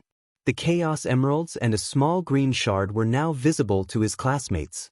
The class stared in amazement at the beauty before them. Some gawked, while others widened their eyes in surprise. Before Sonic knew it, he was bombarded with questions. So these are the Chaos Emeralds. They look so beautiful, Achiko exclaimed. Yes, they are. Sonic confirmed. How did you even get these? Kaminari asked, eyes wide. I found one when I was 8 while walking home. I saw it falling from the sky, so I ran towards it, and when I picked it up, it exploded. I was fine, so I kept it with me and built a storage that keeps its presence hidden. Over the next few years, I managed to find 2 more. Then at the USJ, I got an extra 2 from that menu, making it a total of 5, Sonic explained. What's that small green shard there? Tokoyami inquired. Honestly, I don't know. My best guess is that it's a shard of a bigger emerald, Sonic replied. How can these gems be what the villains are after? Yaoyorozu asked. They're after them for the power these emeralds contain. I think they want all 7 to spread chaos and destruction in this world. But I won't let that happen, Sonic stated firmly. Then why do you have them here with us? You're making us a target too, you know. Mineta shouted. I'm aware of that, Mineta. I've always made sure these are well hidden and untraceable, Sonic assured him. Only you can use the power of these gems, Sonic? Todoroki asked. So far ever since the blast of the Chaos Emerald, I must have been given the ability to use its power, Sonic replied. That explains some of those tricks you used at the sports festival, Azui noted. Anyway, I have a fun idea, Sonic said, putting away his case while others looked at him curiously. I was thinking we should show each other our rooms, except for Bakugo since he's asleep, and Mineta since he probably has something that would scar our minds, Sonic added with a mumble. Hey, you don't know that. Mineta protested. But what I do know is that you're a pervert who most likely has perverted things in your room. Hey, Zero, can you tape him up so he won't sneak into the girl's room? Sonic suggested. I'm on it. Zero replied. Mineta screamed in protest as Zero wrapped him up in tape. The girls thanked Sonic and Zero for their actions, as they all shared a dislike for Mineta. Thanks, Sonic and Zero, the girls chorused. You're welcome. Sonic and Zero replied. Everyone was on board with Sonic's idea, so they started in Sonic's room. Ha! Look at the All Might figures. Mina laughed. Sonic smiled proudly, unembarrassed to show his admiration for All Might. I can't believe I'm in Sonicu's room. It's adorable to see this really, Achiko thought. That was fun. It's great to see what we all like to have in our own space, you know? Mina said, glancing at Kirishima and giggling at his cute style, which was supposed to be manly. Yeah, it was. Kirishima agreed, grinning as he took a quick look at Mina's room, admiring its color and decorations. Anyway, I'm going to sleep. Night, everyone. Todoroki announced. Yes, same here. It's getting a bit late. Good night, everyone. Momo added. Momo and Todoroki walked out to their rooms as everyone else started to head to theirs to prepare for the next day's classes. Sonic entered his room to brush his teeth, change into his pajamas, and lie down on his bed. Tomorrow is another day for an adventure, he said, drifting off to sleep. Everyone had gotten used to living together over the past few weeks. Class 1A truly enjoyed each other's company, whether discussing topics or helping one another with upcoming assignments or big tests. But today had everyone feeling tense. Aizawa was giving a lecture about the upcoming exams. As you know, you all will be taking exams next week. There will also be a practical version. If you pass, you get to go to camp. If you fail, you won't and will suffer through summer school. You better prepare yourselves, he warned with a nightmarish grin as he walked out of the classroom. Mina and Kaminari were freaking out, while others seemed more relaxed. We've barely taken any notes this semester. With everything that happened, I didn't have time to read the textbook. Mina exclaimed. It's true. That we don't have much free time lately, Tokoyami added. It's okay, guys. If you need help, I'm happy to assist. Momo offered. You're the best, Yamomo. Mina and Kaminari cheered. Others like Jairu, Siro, Ojiro, Tokoyami, and Shoji also asked her to tutor them, and she happily agreed, mumbling about preparing a tutoring guide. They were surprised by her enthusiasm, especially with the fancy additions she planned to include. Sounds like I should study with her, Kirishima said. You think I don't know enough? Maybe I should beat the lessons into your skull. Bakugo retorted. I'm counting on it, Kirishima replied. Hey, Sonicu. Can you help me study? Achiko asked. Sure, Uraraka. I'd be happy to help. Sonic responded. And so, they all prepared for the big exams ahead. Sonic and Achiko had fun studying, as Sonic made the sessions enjoyable. Everyone was delighted and happy due to Momo's bubbly spirit, while Bakugo yelled at Kirishima, playfully hitting his head. They also used their time to work on their quirks, knowing they didn't know what challenges lay ahead. Bakugo and Mina practiced their attacks on Kirishima to strengthen his quirk, while Mina's acid became more potent and Bakugo's explosions grew more powerful. Sonic worked on one for all to a higher percentage, while Ochako lifted as many objects as she could without feeling nauseous.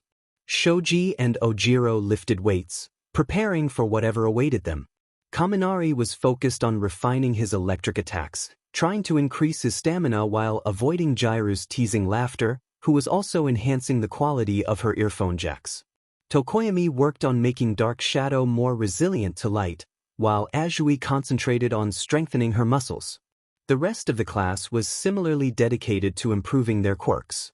After 3 days of written exams, the students eagerly awaited the practical portion of their training. The next day. Today was the day. All of Class 1A donned their costumes as they gathered outside, curious about the challenges ahead. They were surprised to see all the teachers present as they approached. Yuga asked, "What are all the teachers doing here?" "Yeah." Hagakure chimed in. Sonic, wearing a big smile, confidently declared, "I know why they're here. We're going to be fighting the teachers. That's our practical." The students' eyes widened in shock, while the teachers smiled, impressed by Sonic's deduction. Nizu popped out from Eraserhead's scarf, praising Sonic and explaining how the battles would unfold. "Correct. Today's practical will consist of 2 versus 1 battles. The teachers will have a handicap to give you a fighting chance. They will wear H&D CFFS that will limit their stamina and mobility. To win, you must handcuff the teacher in any area, or one of you must manage to escape. Here are the matchups. First match, Kirishima and Sato versus Cementos. Second match, Jiru and Koda versus Present Mike. Third match, Hagakure and Shoji versus Fong. Fourth match, Mina and Kaminari versus Nizu. Fifth match, Tokoyami and Azui versus Ectoplasm. Sixth match, Todoroki and Momo versus Eraserhead. Seventh match, Zero and Mineta versus Midnight. Eighth match, Uraraka, Bakugo and Yuga vs 13. Ninth match, Ida and Ojiro versus Power Loader. And that is all. Nizu concluded. Sonic raised his hand, asking, "What about me?" Nizu turned around, a mischievous smile on his face, mirrored by the other teachers. "Sonic, you're a special case. You will be fighting all by yourself against." Suddenly, All Might leaped into the air and landed dramatically. Sonic felt a surge of nerves as he realized who his opponent was. "Your opponent is me," All Might declared. The class looked at Sonic with pity, knowing he had to face the world's strongest hero. To their surprise, Sonic was not afraid at all. He was smiling. Even the teachers were taken aback. "So I'm fighting All Might, huh? This is amazing. I've been waiting my whole life for this. I will give it my All Might. In fact, don't even wear those H&D CFFS. I want to win by knocking you out cold." Everyone was stunned by his confidence. Nizu nodded in agreement, and the first match began. Skipping ahead to the 8th match, Bakugo charged at 13, with Yuga firing lasers to distract her while Ochako snuck behind to make her float. She successfully lifted 13 and dashed toward the escape gate. Bakugo and Yuga caught up with Ochako, with Bakugo claiming he had created a smokescreen that gave them an opening to escape. Just as they reached the exit, they were pulled back by the wind, realizing that 13 had caught up and was using her quirk to hold them in place. They quickly grabbed onto nearby poles while Yuga attempted to shoot lasers at 13, only for them to be absorbed by the black hole she created. "This is not good," Yuga exclaimed. "Not helping," Ochako replied, her mind racing. What would Sonic do in a situation like this? "Hey," Yuga said. "Not right now. I'm thinking," Ochako insisted. "About Sonic." "How sweet," Yuga teased. Ochako responded, momentarily distracted. "Do you love him?" Yuga asked, causing Ochako to freeze, her face turning as red as Kirishima's hair as she lost her grip without realizing it. Bakugo smirked. "I guess you really do love Sonic. I wish you both the best. But let's see if my theory is right." "It's not what it looks like." "Wait, what are you doing, Bakugo?" Ochako shouted, regaining her grip as she saw Bakugo facing forward and letting go of the poles. "You can absorb everything, but you can't take in things that are moving fast. So take this." Bakugo shouted, releasing both of his pins at 13 just as she was about to pull them in. Two large explosions erupted toward 13, who was unable to absorb them all in time. Some of the explosions hit her, and she fell to the ground, barely able to move. Ochako seized the opportunity to handcuff her. Noise. Omoko, the AI announcer, declared, Uraraka, Bakugo, and Aoyama have passed the exam. Next up for the final match. Sonic, please come to the arena. Come on. Let's go back before his fight starts. I want to see it. Bakugo urged. Same. Ochako agreed. Everyone gathered in the viewing room, including the teachers, who brought snacks for the anticipated fight. Sonic walked toward the arena with a big grin, the tension palpable as he entered the battlefield. Please win, Sonicu. Ochako cheered. Bakugo placed a reassuring hand on her shoulder. Don't worry. He'll win.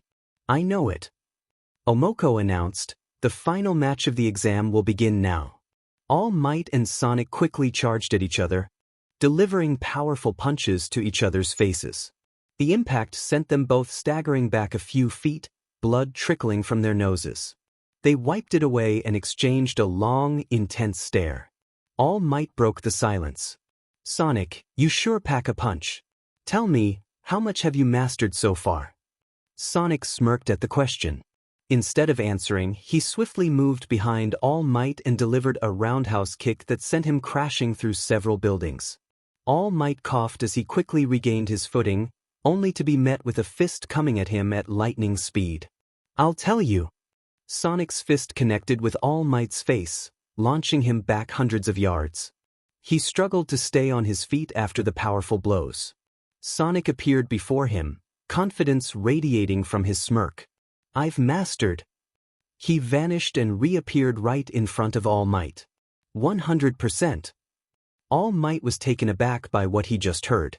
Words couldn't describe his feelings. He was thrilled to learn that his successor had completely mastered one for all. All right, Sonic. Let's fight with everything we've got. No holding back. All Might shouted as he lunged at Sonic, landing a heavy blow to his gut. Sonic spat out a mouthful of saliva as he was sent flying through multiple buildings. Before he could recover, All Might was right in front of him, ready to deliver another powerful punch. Sonic quickly pulled his arm back and launched a punch toward All Might's fist. Chaos. Detroit. Their fists were just an inch apart before they collided. Sa-me-e-as-ja. Dust erupted as their punches met, and a sonic boom echoed throughout the area. Todoroki exclaimed, how can Sonic's strength rival All Might's? Bakugo added, I know Sonic's tough, but I didn't realize he was this tough. Ochako wondered, just how much power does he have? As the dust began to settle, two figures stood still, neither moving a muscle. They locked eyes, preparing for their next attack. The moment Sonic raised his fists, All Might dashed toward him in the blink of an eye. Sonic dodged the attack and countered with an uppercut to All Might's jaw, launching him into the air. Shoryuken! Sonic shouted, wall jumping to catch up to All Might. Sonic reached All Might, only to be punched in the gut. The two exchanged blows, trading punches, headbutts, and kicks as they soared higher into the sky. You truly are incredible, Sonic. You will be the next most powerful hero. All Might declared as they both began to descend. Sonic beamed at All Might's compliment. Thanks, All Might. But you see, I'm not going to be the next powerful hero. No. All Might looked surprised at what Sonic had just said, but before he could react, Sonic vanished. He's gone. Wait, that means he's... All Might quickly looked above him to see Sonic preparing to attack with a huge smile. I am the most powerful hero. Sonic shouted as he punched All Might's face with all his might. All Might plummeted down, coughing, but Sonic wasn't finished. He teleported in front of All Might and delivered a roundhouse kick to his head, causing him to cough up more blood while grunting in pain. But that wasn't the end. Sonic charged up his spin dash and dashed toward All Might, shouting his move. Chaos Crash. Sonic landed the attack on All Might's gut just before they hit the ground. A massive explosion erupted as they crashed down, sending dust flying everywhere. No one could see a thing, and the class began to worry about their teacher and classmate. Achiko cried out, "What happened? Where's Sonic?" Bakugo asked, "What the heck happened there?" Tokoyami speculated, "Do you think that attack Sonic just pulled?" Nizu interrupted, "Calm down, students. Sonic and All Might are okay. Let's wait until the dust settles." Achiko shouted, "Look! Sonic is there!" Everyone turned their heads to where the screen was. Achiko was right. They saw Sonic standing proudly next to a battered All Might. They were speechless that Sonic had managed to defeat the #1 hero. Sonic walked away with his eyes closed, heading toward the exit. As he reached it, the AI announcer declared his success. "Omoko, Sonic has passed the exam. The practical exam is now over." Everyone was left in awe at what they had just witnessed. They were amazed by Sonic's incredible strength and how he exited the field. Nizu remarked, "Looks like we don't have to worry about the future of heroes now that we have Sonic on our side." Many in the class agreed with the principal. They discussed how impressive Sonic had been during the fight, while a certain brunette daydreamed about her hero. Achiko was overjoyed for Sonic, thrilled that he had passed the exam and defeated the #1 hero. She found herself daydreaming about their future together, feeling incredibly lucky to have someone like him in her life. The day after the exams, most of Class 1A celebrated their upcoming camp, while 4 students sulked over their failures. Mina said, "Of everyone, I'm looking forward to hearing your stories from camp." Mina was tearing up, along with Kirishima, since they couldn't go either. The others tried to cheer them up, feeling bad for not being able to attend as well. Jairu encouraged, "Cheer up, Kaminari. I bet there will be fun activities in summer school." Kaminari exclaimed, "That suppose to make me feel better?" Aizawa entered, stating, "Once the clock reaches class time, you should all be in your seats." Everyone scrambled to their seats the moment Aizawa appeared, eager for any announcements about the camp. Aizawa continued, "That's better. Anyway, some of you failed the test. 2 teams, of course, and Siro failed as well." Siro groaned, "Oh, come on. I knew it." Aizawa replied, "So off to training camp you go." Mina, Kaminari, Kirishima, Siro, and Sato all thought, "There's always next year." Aizawa then declared, "Everyone is going." Mina, Kaminari, Kirishima, Siro, and Sato shouted in disbelief, "Say WH18th?" Mina asked, "We really get to go to camp?" Aizawa confirmed, "Yes. The teachers made sure to create a way for you to succeed. Otherwise, you wouldn't stand a chance.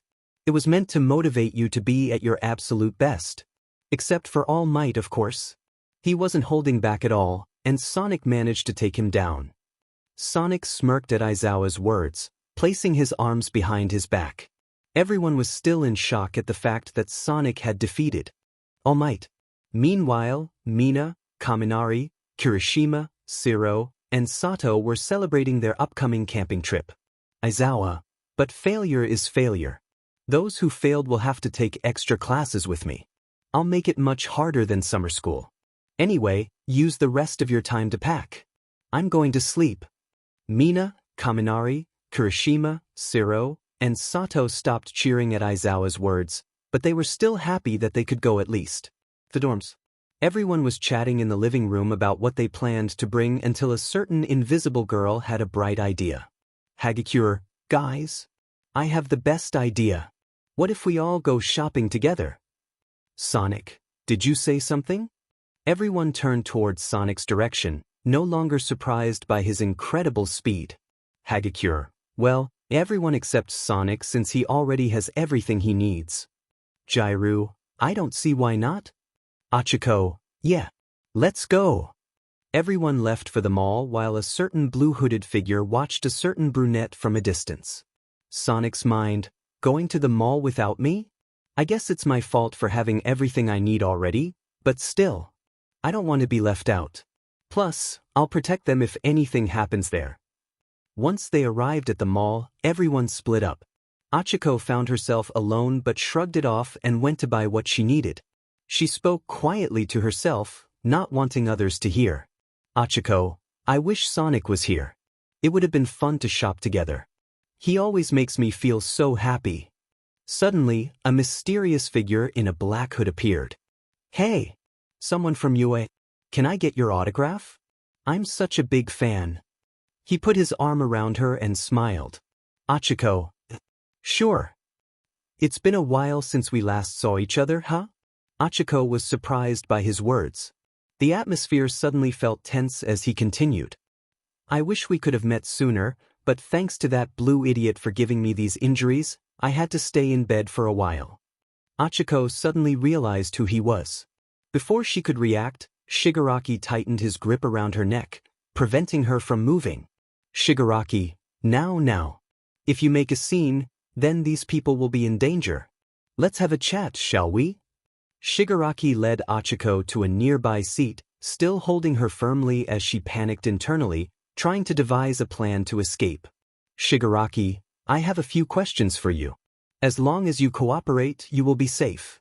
Now, who is this, Sonic? Achiko, his name is Sonic. He's a classmate of mine and incredibly strong. Shigaraki, Did he tell you anything interesting? Achiko, only that he's faster than the speed of sound. Shigaraki, now for the final question. Does he have these things called? I think that's enough. Achiko suddenly broke free from Shigaraki's grip, now being held securely by a blue-hooded figure. Shigaraki, it's you. Sonic, yeah, it's me. Trying to get information by threatening my classmate? How original. The tension between them thickened as they glared at each other.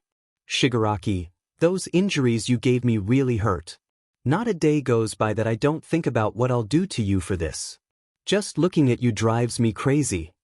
Sonic, you villains are always crazy, so that's nothing new. Plus, you upset my friend here, so I just defended her. That makes us even. Shigaraki, very well then. I'll see you soon. Sonic, I'm leaving. Shigaraki exited the mall. Sonic called the police, who conducted an investigation and interrogated both him and Achiko since they had interacted with Shigaraki. Once the interrogation was over, Sonic carried Achiko back to the dorms. Their friends swarmed them with questions, checking to see if they were hurt. Sonic, guys, Achiko and I are exhausted. We need rest. And we're fine, so please stop. Everyone understood and quickly returned to their rooms, leaving Achiko and Sonic alone. Sonic, well, I'm going back to my room. Good night, Quirk. Sonic was cut off as Achiko hugged him tightly. He was taken aback by her sudden action but relaxed into the embrace, understanding how traumatizing the experience had been for her. Sonic, take it easy, Uraraka. I know you're scared, but you're safe now, so calm down. Achiko hugged Sonic even tighter at his words. Achiko, thank you, Sonic. I was really scared. I thought I was going to be in serious trouble. She was on the verge of tears, but Sonic's next words stopped her. Sonic, it's okay to be scared, Uraraka. We all get scared. And don't worry about anything happening to you. But because I'm here, I'll protect you from any danger that comes your way. I promise. Achiko couldn't believe what she was hearing. Why would Sonic say such a thing to her? They were just friends, after all. Was he saying it to comfort her after what she had experienced? Or was there something more? Sonic smiled warmly after he spoke. Achiko stared at him, lost in thought for what felt like an eternity. Finally breaking free from her trance, she smiled back at Sonic, letting him know she felt better. Achiko, thank you, Sonic. For everything. Sonic, anything for a friend. That word, friend, struck a chord with both of them. They didn't want to see each other as just friends. They wanted something deeper. But neither felt brave enough to confess, especially after everything that had happened. Sonic, good night, Uraraka. Achiko, good night, Sonic. They both headed to their dorms to prepare for the trip the next day. Little did they know, their entire class had witnessed the exchange. Bakugo, so, who will confess first? I think Uraraka will. Kirishima, whoa. Bakugo, since when did you get interested in people's personal lives? I think Sonic will. After all, what he said was so manly. Mina, I'm with Bakugo on this. After all, what kind of girl wouldn't fall after what's been said? Zero, heartless ones, that's who. Kaminari, yep, just like a certain someone I know. Drew, and who is that? Kaminari, like you need to know. Jair felt a pang of frustration at his words. She knew he was talking about her, and it hurt that he thought she was heartless. In truth, she couldn't stop falling for him, and it stung that he saw her that way. But she understood, she had been cruel to him when he was just trying to be nice. Momo, let's not tease or even hint that we witnessed that. It will be our secret to keep. We also must not tease them about it since they'll feel pressured to confess early, and we shouldn't tell them that they actually like each other. It could damage their trust. Todoroki, Yaoyorozu's. We must keep this to ourselves. Anyway, I'm going to bed. Tomorrow's a big day after all. Everyone agreed with Todoroki and Yaoyorozu, so they all went to bed, excited for the new adventure that awaited them. It had been a week since everyone settled into the dorms. They were initially weirded out by it but had slowly grown accustomed to their new living situation. Today, however, was a day they had all been looking forward to. They were outside with their belongings packed, finally ready to go camping. Achiko, Finally! We're going to camp. Are you excited, Soniku? Sonic, heck yeah I am. Achiko suddenly realized she was too close to Sonic. She turned red and stepped back, trying to cool herself down by cheering for camp. Mina and Kirishima joined in, enjoying the fun. Aizawa, does everyone have their stuff ready? Everyone? Yes, Mr. Aizawa. Aizawa, okay, everyone, get on the bus. We'll be there in 3 hours. Everyone boarded the bus, despite Sonic's reluctance since he could get there faster on his own. Aizawa, okay, everyone, you better get ready for the Kaminari, let's blast some music. Ida, everyone, please remain seated. Mina, hey Kirishima. Let's play Uno. Kirishima, sure. Sonic, this thing is so slow. Why do I need to be on the bus? Todoroki, it's because you don't know the location of the place we're going. Achiko, it's okay, Soniku. We can have some fun here while we get there. Sonic, thanks, Uraraka-san. Aizawa was annoyed by the noise they were making but decided to let it slide since this was their only chance to goof around. 3 hours later, everyone managed to get off the bus and stretch when they finally reached their destination. They saw a billboard announcing the location. Sonic, Green Hills, huh? I can see why. The place has green areas and mountain hills. Aizawa, okay, everyone welcome to Green Hill Zone. A group of 2 heroes appeared out of nowhere to introduce themselves. Hello. Welcome to Green Hills. Or as I like to call it, Green Hill Zone. My name is Mandalay, and we will be your trainers for the rest of this week. I'm Pixie Bob. I'm looking forward to seeing what we can do to make you tougher. Aizawa, hey, Mandalay, Pixie, it's been a while.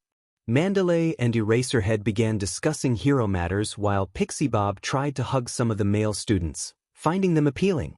Sonic dodged all her attempts, which only made her more determined.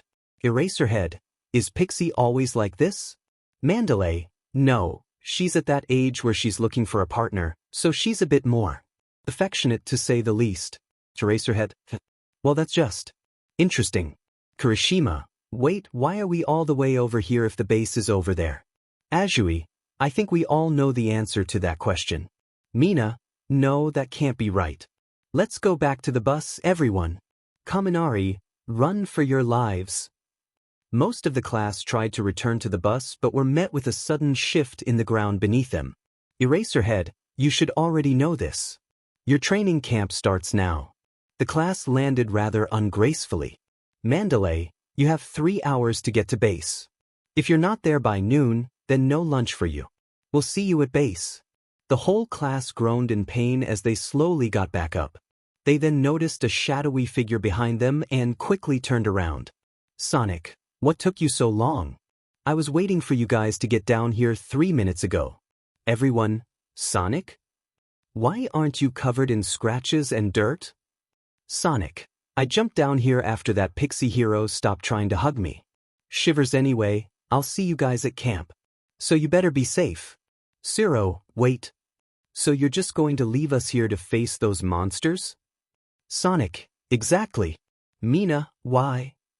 Sonic, because you guys need to go through this alone. If I help, then you won't grow stronger and more independent. You'll become weak and too reliant on others for help. After all, there are times when heroes can't rely on anyone else when they're alone. Anyway, see you later. Sonic dashed off, leaving the rest in shock at his words. Kirishima, that was so manly. Tokoyami, his words speak the truth. If we rely on him, then we won't get stronger. Todoroki, great. He's just going to relax while we fight giant sand bees, lizards, and more. Achiko, well, we can't waste time here. Let's go. Everyone started moving toward the forest. Meanwhile, at the base. Sonic, well, here I am. Time to sit back and relax. Sonic set up a hammock to pass the time while the heroes and friends made their way. Once he finished, he climbed in and took a nice long nap. After a while, Sonic, okay, I'm bored. Bored of what? Sonic turned around to find Aizawa, Mandalay, Pixie Bob, and a kid with a red hat. Sonic, bored of doing nothing really. Mandalay, how did you get here before us? Sonic, easy, I ran here. Mandalay looked at Aizawa for an explanation, which he provided. Aizawa, overpowered speed quirk. Sonic, anyway, who's the little guy? Mandalay, oh him? He's my nephew, Koda. Sonic walked toward Koda to give him a handshake. Sonic, hey Koda. I'm Sonic. Nice to meet you. Sonic was suddenly interrupted by a powerful strike that sent him reeling. Koda walked away, leaving the blue hero in distress. Last thing I want is to be around wannabe heroes. Koda exclaimed as he entered the base. Pixie Bob seized the moment to hug Sonic. Well, that was nice, Pixie Bob. Get Sonic inside. I'll cook us lunch, okay? Mandalay said. Pixie Bob took Sonic inside and laid him on the couch.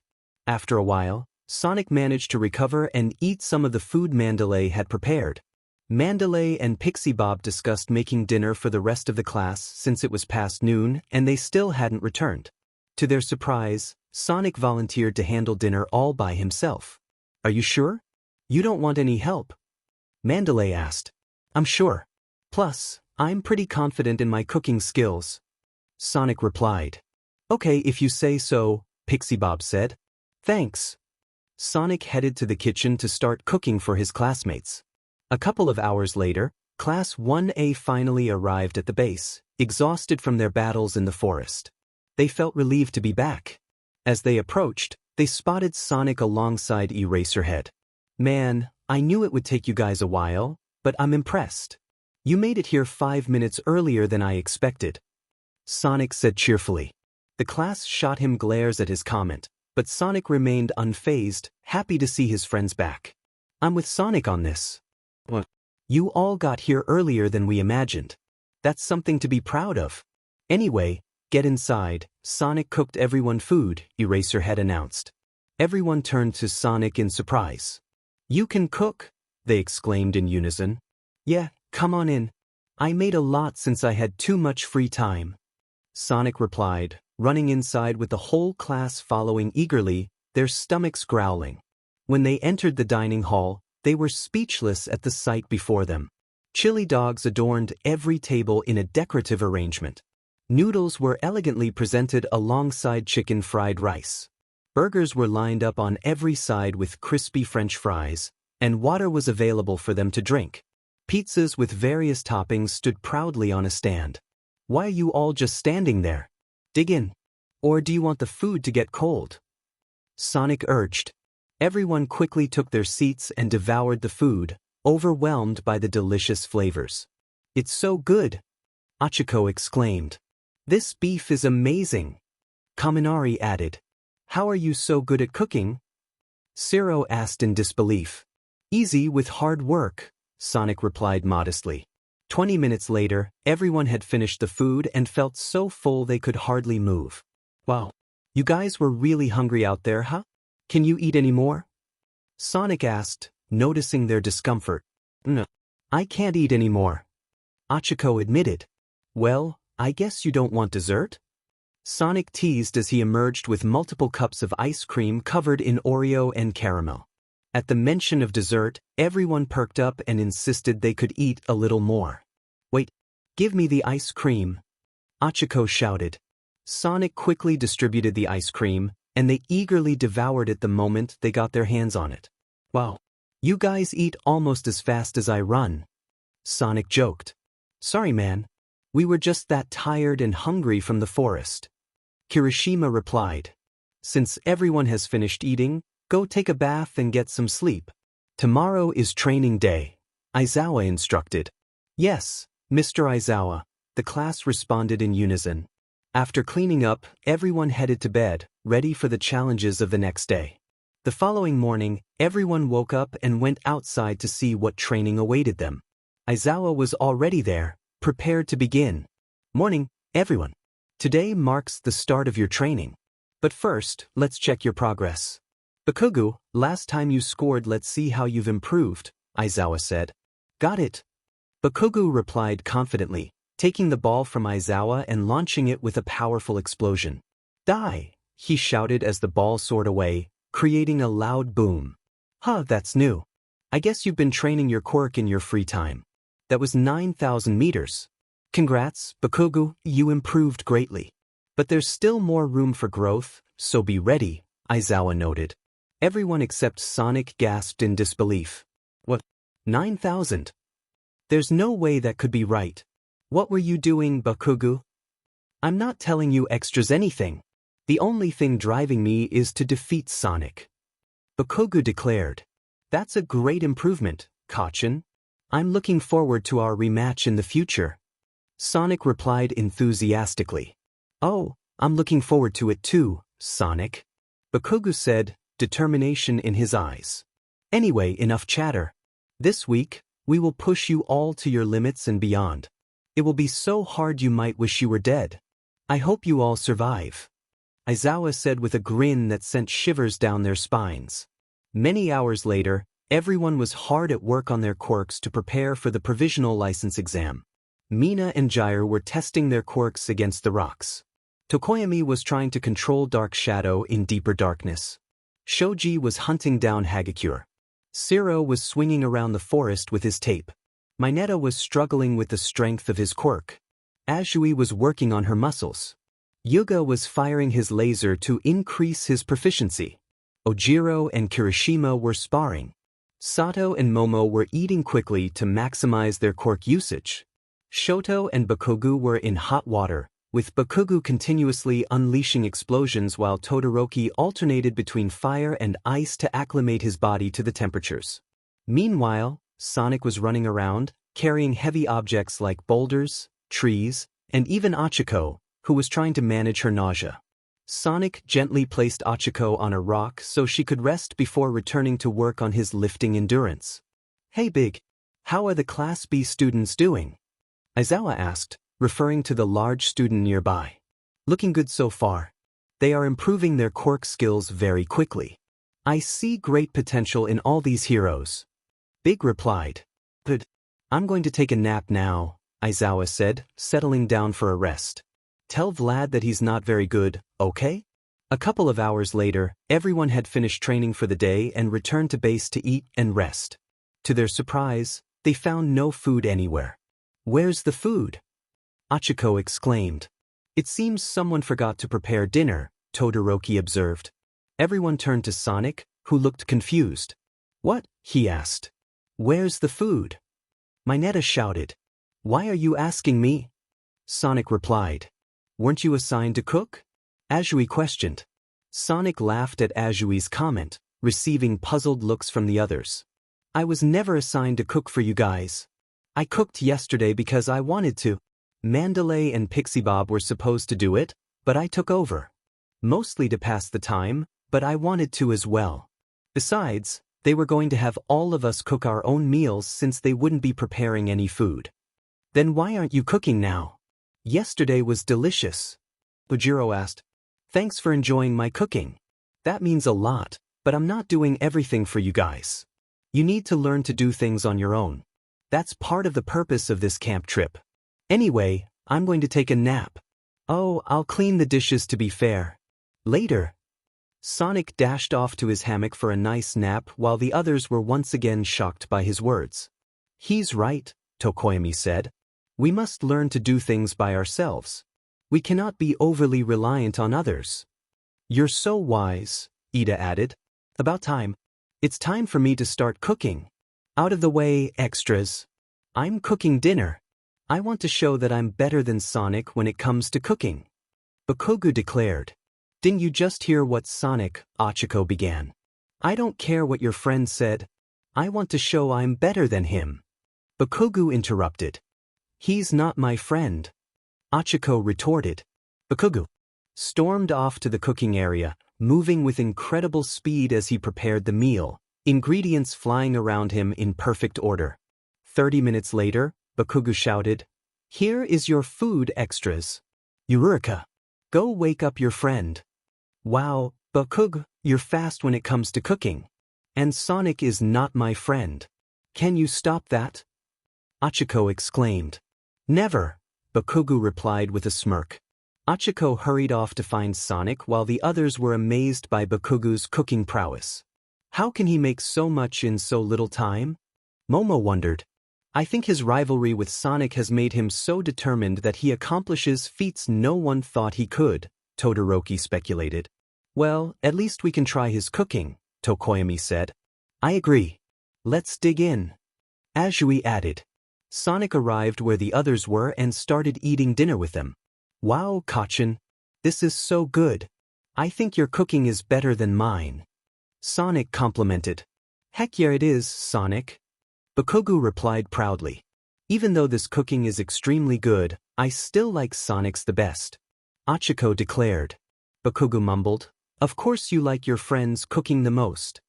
Did you say something, Bakugo? I didn't hear you, Sonic said. I said that we should have a dish cleaning competition. Bakugo shouted. Oh, it's on, Kachin. Sonic replied eagerly. After everyone finished eating, Sonic and Bakugo raced to clean the dishes, each determined to finish first. In the end, Bakugo emerged victorious. Take that, Sonic. I beat you. Bakugo exclaimed. Yeah, you did, Kachin. But next time I'll beat you. Sonic replied. I'd like to see that happen, Bakugo challenged. Anyway, let's go to the hot springs. I need to take a nice, relaxing dip. Sonic suggested. Everyone went inside to change for the hot springs. As the guys changed into their towels, Sonic playfully moved in and out through the walls, separating the girls' side from the boys' side. Sonic, what are you doing? Tokoyami asked. I'm just preparing, Sonic replied with a grin. For what? Todoroki inquired. You'll see, Sonic said mysteriously. All the guys and girls entered the hot springs, soaking and relaxing. Man, after a day of training, we deserve this, Kaminari said. You can say that again. Kirishima agreed. As they relaxed in the water, a certain grape-themed boy leaned against the wall, listening to the girls and making inappropriate comments. The others looked at him with disgust. Sonic, if you do or say anything more of that, you'll regret it, Sonic warned. I don't care because my quirk is meant to climb over walls. Mineta replied, quickly climbing up using his quirk. As he got closer to his goal, he was stopped by Sonic. I told you, Mineta, you'll regret it. Now back off, Sonic said firmly. Wearing a BLNDFLD, Sonic playfully punched Mineta, sending him tumbling back down. You brought this on yourself, Sonic said, shaking his head as he returned to enjoy the hot springs. Thank you, Sonic, the girls called out. Sonic turned around, still wearing his BLNDFLD, and gave them a thumbs up with a smile. You're welcome. Anyway, I'm going back down to enjoy the rest of the hot spring time. I hope you girls enjoy it too, he said cheerfully. We will, the girls replied. Sonic climbed back down and returned to the guys' side to continue relaxing. Meanwhile, the girls appreciated Sonic's help and the respect for their privacy he displayed. That was kind of Sonic. He wore a BLNDFLD just to respect our privacy. That's nice of him, Momo noted. Ochako, he's always been that type of person, kind and caring, Gyro added. I wonder what he's like when he's angry, Azui pondered. I've seen it. Back at the USJ, when Shigaraki was about to harm Uraraka, he stopped him and nearly took down the villain. It's hard to imagine someone like him doing something like that, Azui recalled. That shows he cares deeply about others, Achiko said. You always think so highly of Sonic, you know that, right? Hagakure teased. Achiko turned red at Hagakure's statement. What do you mean by that? She stammered. Uraraka, do you like him? Jiro asked with a grin. What? Achiko exclaimed, floating around in embarrassment. I got her, Azui said, using her quirk to bring Achiko back down. Achiko remained flustered after their comments. She started, but fell silent for a few moments. Momo, sorry for putting this on you, she finally said. You don't, huh? Achiko, I love him. The rest of the girls? Achiko, I'm madly in love with Soniku. Mina, squeals you admit it. Azui, so you finally said it. About time. Achiko, since I confessed who I love, why don't you girls tell me? Just to be fair? That caught them off guard, but they happily went along with it since they owed Achiko. Hagakure, I'll go first. I like Ojiro. Azui, I have a small crush on Tokoyami. Momo, I also have a small crush on Todoroki. Mina, I'm falling for Kirishima. Jiro, I'm in love with Kaminari. Achiko, thank you, guys, for sharing. They were chatting about other things until their curfew was getting close. Momo, guys, I think it's time to go to bed. Azui, yeah, let's go. Mina, right behind you. The girls were getting out, most of the boys had already gone to sleep. The remaining boys were getting out at the same time as the girls. They all said their goodnights and went to sleep. Ugh. I hate this thing. It's not cute. Shut up, psycho. They work, so don't complain about it. Really, Dobby? Is that how you should treat a lady? Dobby, from what I remember, ladies don't have a psychotic persona, so no, compressor. Can I go now? I want to get started already. Patience, muscular. We start tomorrow night. Stain was patient when he hunts, so we must be patient as well. Spinner is right. We must wait. I want to go now. Dobby, I got our secret weapons here, so all we need to do is wait. Tomorrow we are going to take some recruits. Everyone was training to their limits. They were all tired after their second day of training.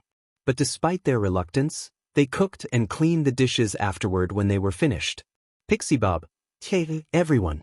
The dishes are clean, so now it's time for a surprise. Everyone, is it more training? Mandalay, nope. It's a game where you test your courage. Pixie, here's how this works. Class B hides while every 2 students from Class A go in. Your job is to collect rings that have been placed there. You must make your way back. Big, and the winner is the class who makes the others scared the most. Jiro, that last part wasn't necessary. Mina, that's so much fun. Aizawa, SCKS for you that you have extra classes with me, so you don't get to play at all. Mina, you've got to be kidding me. Big, now let's choose our groups. Achiko and Tsu were walking through the forest. Achiko was nervous, and the screams were not helping at all. Achiko, why didn't I get picked with Soniku? He would have made this way easier and less scary. Azui, don't worry, Uraraka. We have each other, so we should be fine. Achiko, thanks, Tsu. As they continued walking, they heard some noises in the bushes. They flinched for a second, thinking it was just an animal, and continued walking forward. Before they set forth, a shining object was seen in the bushes.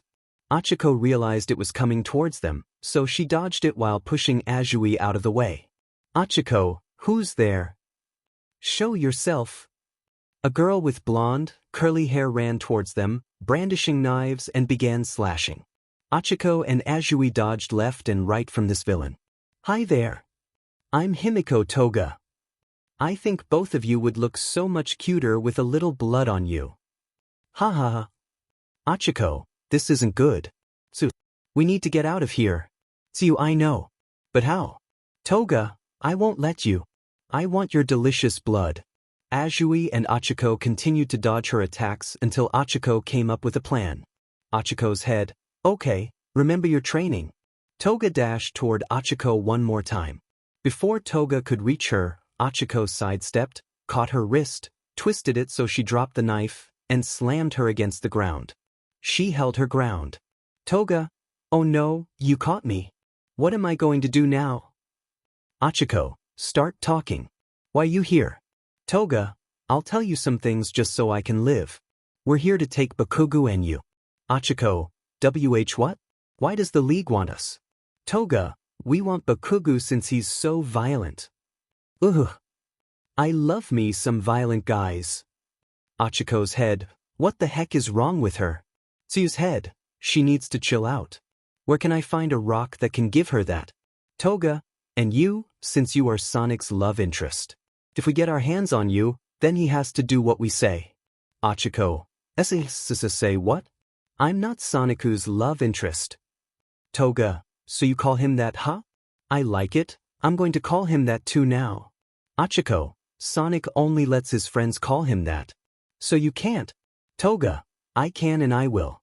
Anyway, looks like help has arrived. Achiko, what? Robots appeared in the forest. Robots shaped like pawns, bugs, and lizards came in to help the villain escape. Azui, Uraraka. We've got trouble coming. Achiko looked towards that direction, but the second she did, she felt a stinging pain in her leg. Toga giggles mischievously. Achiko's head, egg. She got my leg. And what were those noises for? Toga jumped out of her grip and escaped, leaving the two girls to fight against the robots. Azui, we're outnumbered. But we've fought robots before, so this shouldn't be any different. Let's go, Uraraka. Achiko, let's go. Meanwhile elsewhere. Sonic's POV. What is going on? Weird smoke is coming out of the forest, and we're getting attacked by villains. This must be the League of Villains, but why are they here? Doesn't matter now, I need to take care of the gas. Sonic, I hate holding my breath for a long time. Gulps air now, it's time to get rid of the source. I blasted through the smoke in the forest. I saw some robots shaped like humans and bugs for some reason. I dashed through them, leaving them destroyed as I got closer to the source. Then, what was that? A gunshot? I need to get there and fast. I managed to find the user who is making this gas, so out of pure reflex, I used OFA at 50% to knock him out quickly and catch my breath. The guy was unconscious, so that's good. Tetsu, thanks, Sonic. We needed it. Kendo, yeah, if it weren't for you, we might not have succeeded. Sonic, so you guys were after the source too, huh? Anyway, let's head back to base. I'll report in and see if there's more to handle. Tetsu and Kendo, right? I raced back to base and found Pixie Bob on the floor, unconscious, while Big and Mandalay were engaged in a struggle with some villains. Sonic, Mandalay. The gas is out. I'll help you. Spinner, Sonic, so we finally meet. You're the one Stain recognizes as a true hero. Let's see if you're truly worthy. Sonic, you're done for. I dashed around the lizard villain and unleashed a flurry of punches until he was knocked out. Sonic, too easy. Mandalay, Sonic, can you check on Koda? He's missing, and I'm worried he might be in trouble with all these villains around. Sonic, I'm on it. I sped through the forest toward the mountainside, knowing it was the farthest place from the chaos and that Koda preferred solitude. I was right, but someone else was there too. A hooded figure was about to strike Koda, but I managed to pull him away just in time, avoiding the blow. Sonic, Koda, are you all right? Koda, yeah. Sonic, good. Now I'll take care of this guy. Muscular, you think I'm just some nobody. I'll take you down. Sonic, no you won't. Because I've already won. Chaos control. I stopped time to finish him off quickly, delivering a series of punches infused with 70% of my power. Time resumed. Muscular, how? You didn't even move. Sonic, I don't have time to waste on you. Muscular, then. It's a good thing. We brought him. Sonic, who? Who's him? Muscular, your executioner. He collapsed. Did they create something that could defeat me? I didn't want to stick around to find out. Sonic, Koda, let's head back to base. Mandalay is worried about you. Koda, okay. I carried him back to base, where the others were waiting. Sonic, stay with the others. I'm going to find out what they're up to. Koda, why go through all that? Sonic smiles because it's the right thing to do. I sped off back into the forest to see if anyone else needed help. I found Shoji lying on the ground and rushed over to him. Shoji, we were ambushed. Tokoyami lost control of his quirk. Sonic, that makes sense. His quirk is harder to control in the dark. I have an idea. 5 minutes later. Shoji, are you serious, Sonic? Shoji was on my back as we ran from Dark Shadow. Sonic, grinning yup. The plan was to find Bakugo and Todoroki so they could emit light to calm Dark Shadow. Unfortunately, I had to slow down to keep them in sight. I finally spotted them ahead and shouted for their help. Sonic, hey Bakugo. Todoroki, can you give us some light? Dark Shadow is right behind. Bakugo, wait for why. I see why. They want Dark Shadow to take out some villains here. They are mine to take. Don't steal from me. The villain's quirk tried to attack Dark Shadow, but it had no effect. Dark Shadow, you don't matter. Disgusting worm. Bakugo Sonic, finish him. Dark Shadow slammed the villain away, sending him crashing through multiple trees. He was out of the fight. Sonic, light. Todoroki, on it. Todoroki and Bakugo used their quirks on Dark Shadow, calming him down. Tokoyami was panting, having lost control. Tokoyami, I'm sorry. Sonic, don't apologize. It's not your fault. You acted to protect your friends, and you did. Tokoyami, thank you, Sonic. Sonic, no problem, Shadow. Let's head back to base. Everyone, right. As we walked back to base, we spotted a few robots ahead, so I quickly took care of them. To my surprise, I saw Achiko and Azui standing there, panting. Sonic, Uraraka? Azui? What happened to you two? Uraraka, a villain attacked us, but we managed to find out why they're here. They want to capture me and Bakugo for some reason. Sonic, what? I won't let them get away with this. But we need to return to base. It's the safest place right now. Azui, yeah, let's go. I don't want to stay here any longer. As we walked back to base, everyone was quiet. I didn't blame them. As we got closer, Azui said something that sent a chill down my spine. Azui, wait, where are Bakugo, Tokoyami, and Uraraka? We all turned to look for them, but they were nowhere to be found. Compressor, oh ho ho. We're your friends indeed. It's simple, really. I captured them. I looked up to see a masked figure standing there. He had them. Sonic, give them back. Compressor, I will if you give us what we want. Sonic, never. I leaped toward the villain at blinding speed, but he jumped away. I followed him to see where the rest of his friends were. Compressor, Itchum. It seems I lost him. Good, fewer problems for me. The villain managed to reach his allies, so I stayed hidden until they all showed up. Dabi, did you get them? Compressor, yes indeed. Toga, hey guys, I'm back. Dabi, great, the crazy girl is back. I was hoping for her to be gone. How many blood samples did you get? Toga, just one. Twice. Hey, what gives? You were supposed to get more. You did terrible. You did fantastic. Toga, I can't help it. I was outnumbered. Dabi, doesn't matter, let's G. I jumped in and landed a solid punch on the black-haired guy, followed by a hit to the guy with the ruler, and then to the girl who was blushing. I finally slammed my fist into the guy's mask and freed my friends from his grasp. They emerged from the small blue marbles, returning to their original forms. Sonic, you guys okay? Everyone, yeah. Sonic, good, now get out of here. Bakugo, like heck, I'm backing down. Tokoyami and Uraraka, same here. Sonic, Fifi I fine. I'll take on the compressor guy while you three deal with the rest. They nodded in agreement. I stopped time to quickly finish off the compressor guy since he was the most dangerous in terms of capturing. Sonic, done with this guy. So who's next? The blue flame guy charged at me, so I prepared my stance to unleash another barrage of attacks. Dabi, you're not fighting any of us. You'll be facing our ultimate weapon. Sonic, and who's that? A shadowy figure emerged from the forest. It was a robot, resembling me but with some changes. Was this my counterpart? Dabi, say hello to Metal Sonic. My fingers hurt so much. A big shout out to Super Striker 642 for creating this amazing Metal Izonic. It's so awesome. Please go check him out. Chapter 1. Sonic, so that's my robot counterpart? This is interesting. Dabi, back at the USJ, we were able to scan you.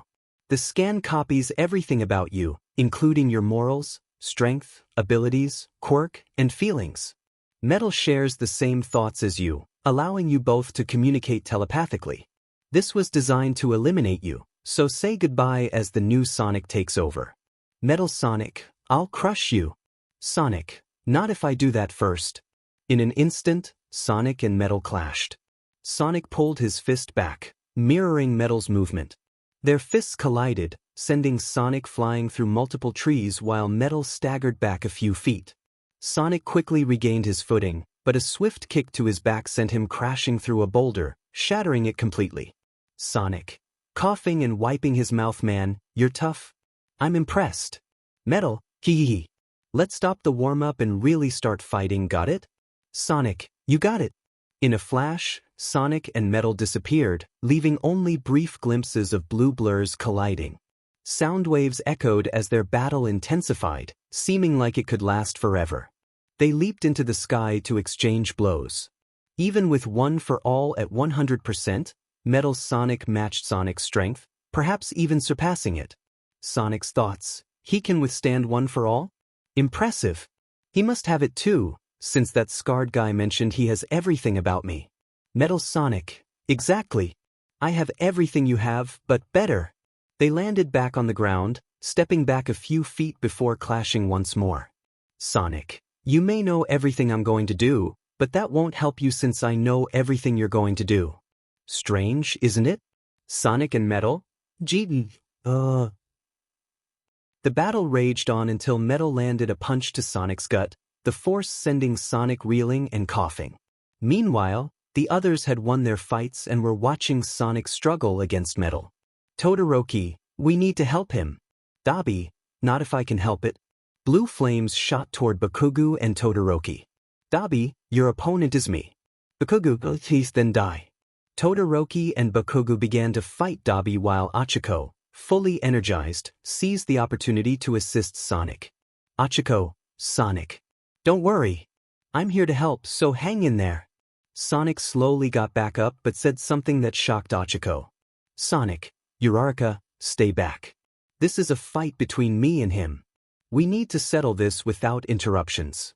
Achiko couldn't believe what she was hearing. Sonic wants to fight this alone? For what? He'll get hurt if he keeps this up. I can't let that happen.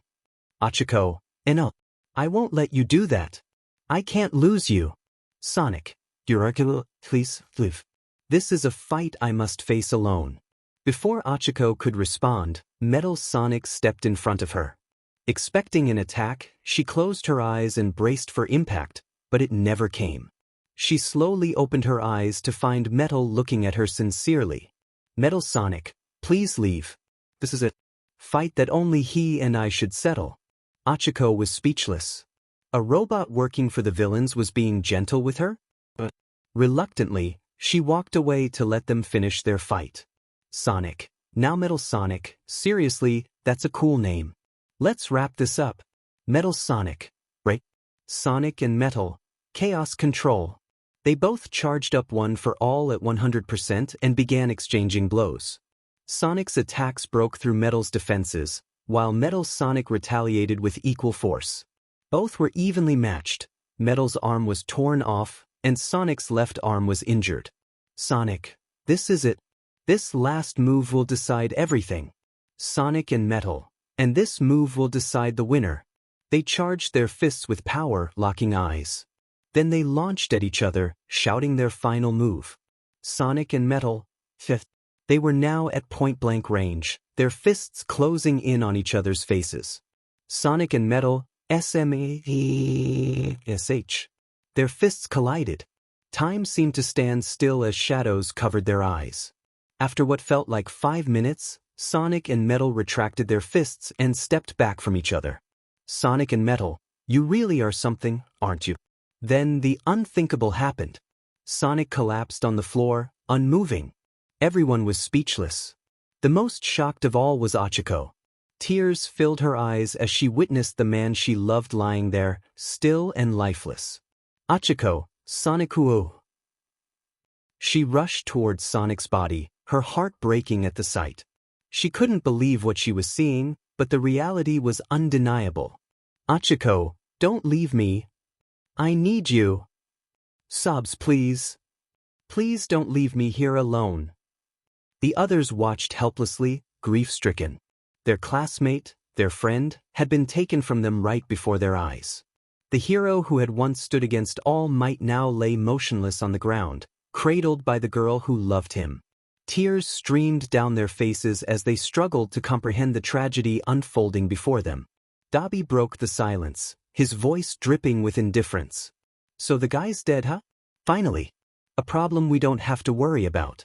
Anyway, I got the emeralds. He had since twice made a clone of me to sneak in and steal these bad boys. Now that we have those, let's get our other two targets.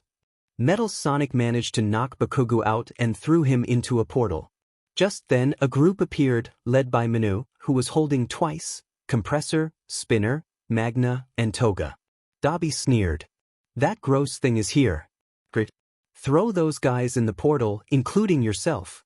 Now girl, come with us or you won't make it out alive. Achiko, and oh. I'm not leaving him behind. Danny, my goodness. Metal, take her to the portal. Metal walked silently toward Achiko, who was still holding onto Sonic's lifeless form. He reached out a hand for her to take, but she slapped it away. Gently, she set Sonic down and began to strike at Metal Sonic. Achiko, you killer. You took him away from me. Metal stood still, absorbing her attacks without flinching. Eventually, Achiko grew tired and was about to collapse when Metal caught her, lifting her bridal style and carrying her toward the portal. As they entered, Metal thought to himself, I'll be waiting. Chapter end.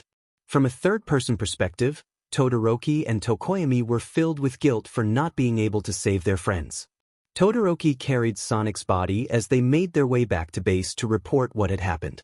Upon arriving, everyone else was there, and gasps filled the room as they processed the news.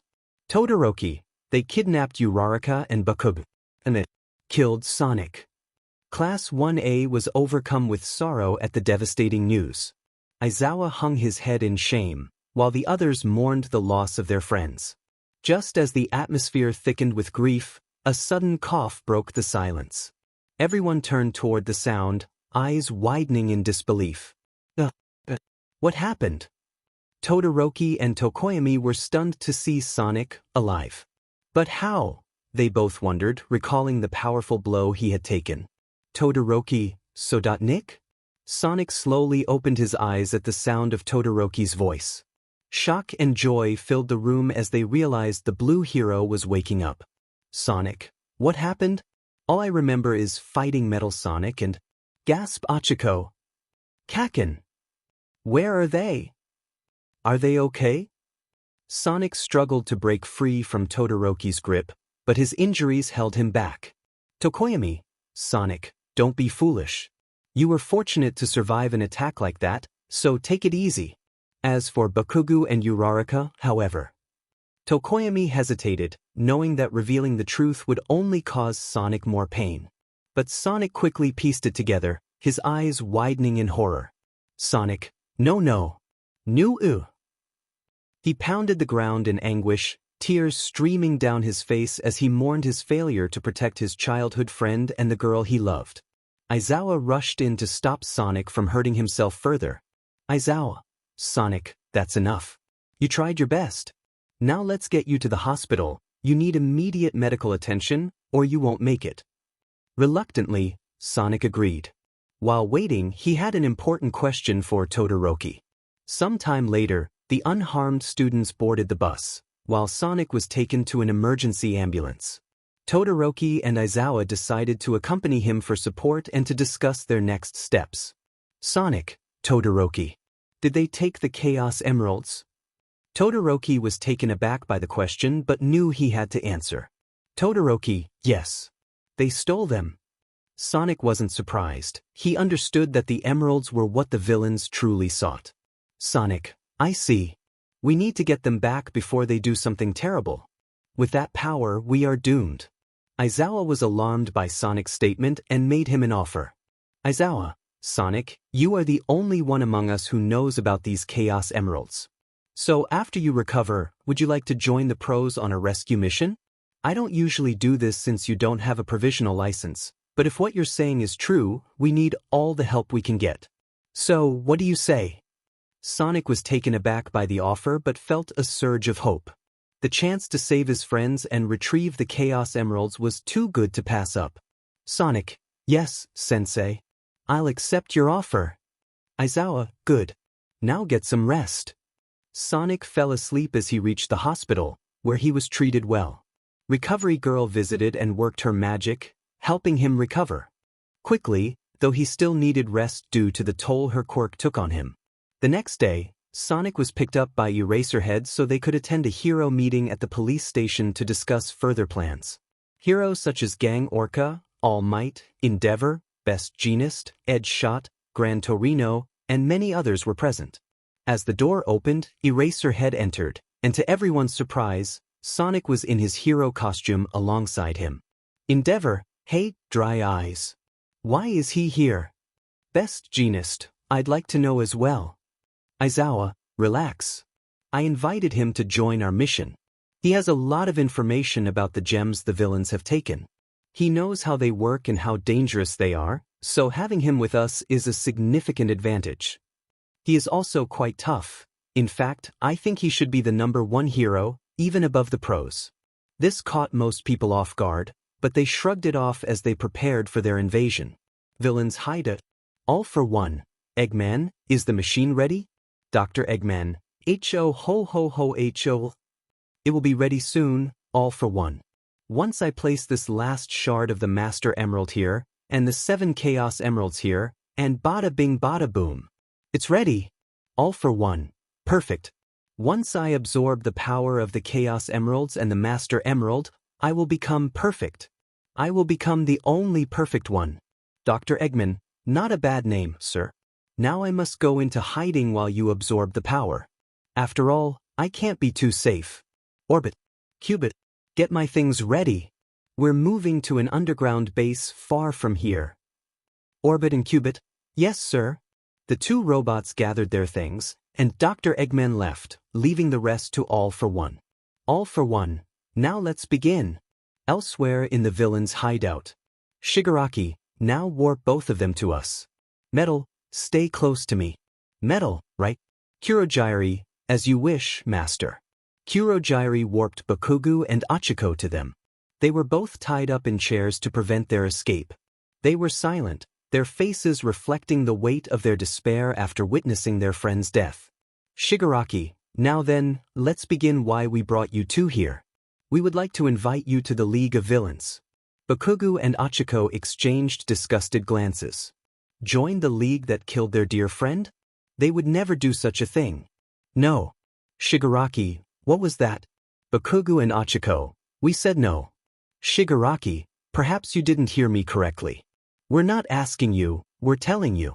If you refuse, you will face dire consequences. Achiko and Bakugo had enough. Bakugo unleashed an explosion, freeing them both. They quickly took fighting stances at opposite corners of the room. Shigaraki, frustrated, began scratching uncontrollably, repeating, why? But why? Bakugo, I'll tell you why. Your league killed our friend, so if you think we'll join you, then you're mistaken. Achiko, you tell them, Bakugo. Shigaraki, still frustrated, turned to the TV to check if it was ready. Shigaraki, Master, are you finished? All for one. Yes, and I must say, this power is extremely divine. Shigaraki, grins, it's over. Ha ha ha.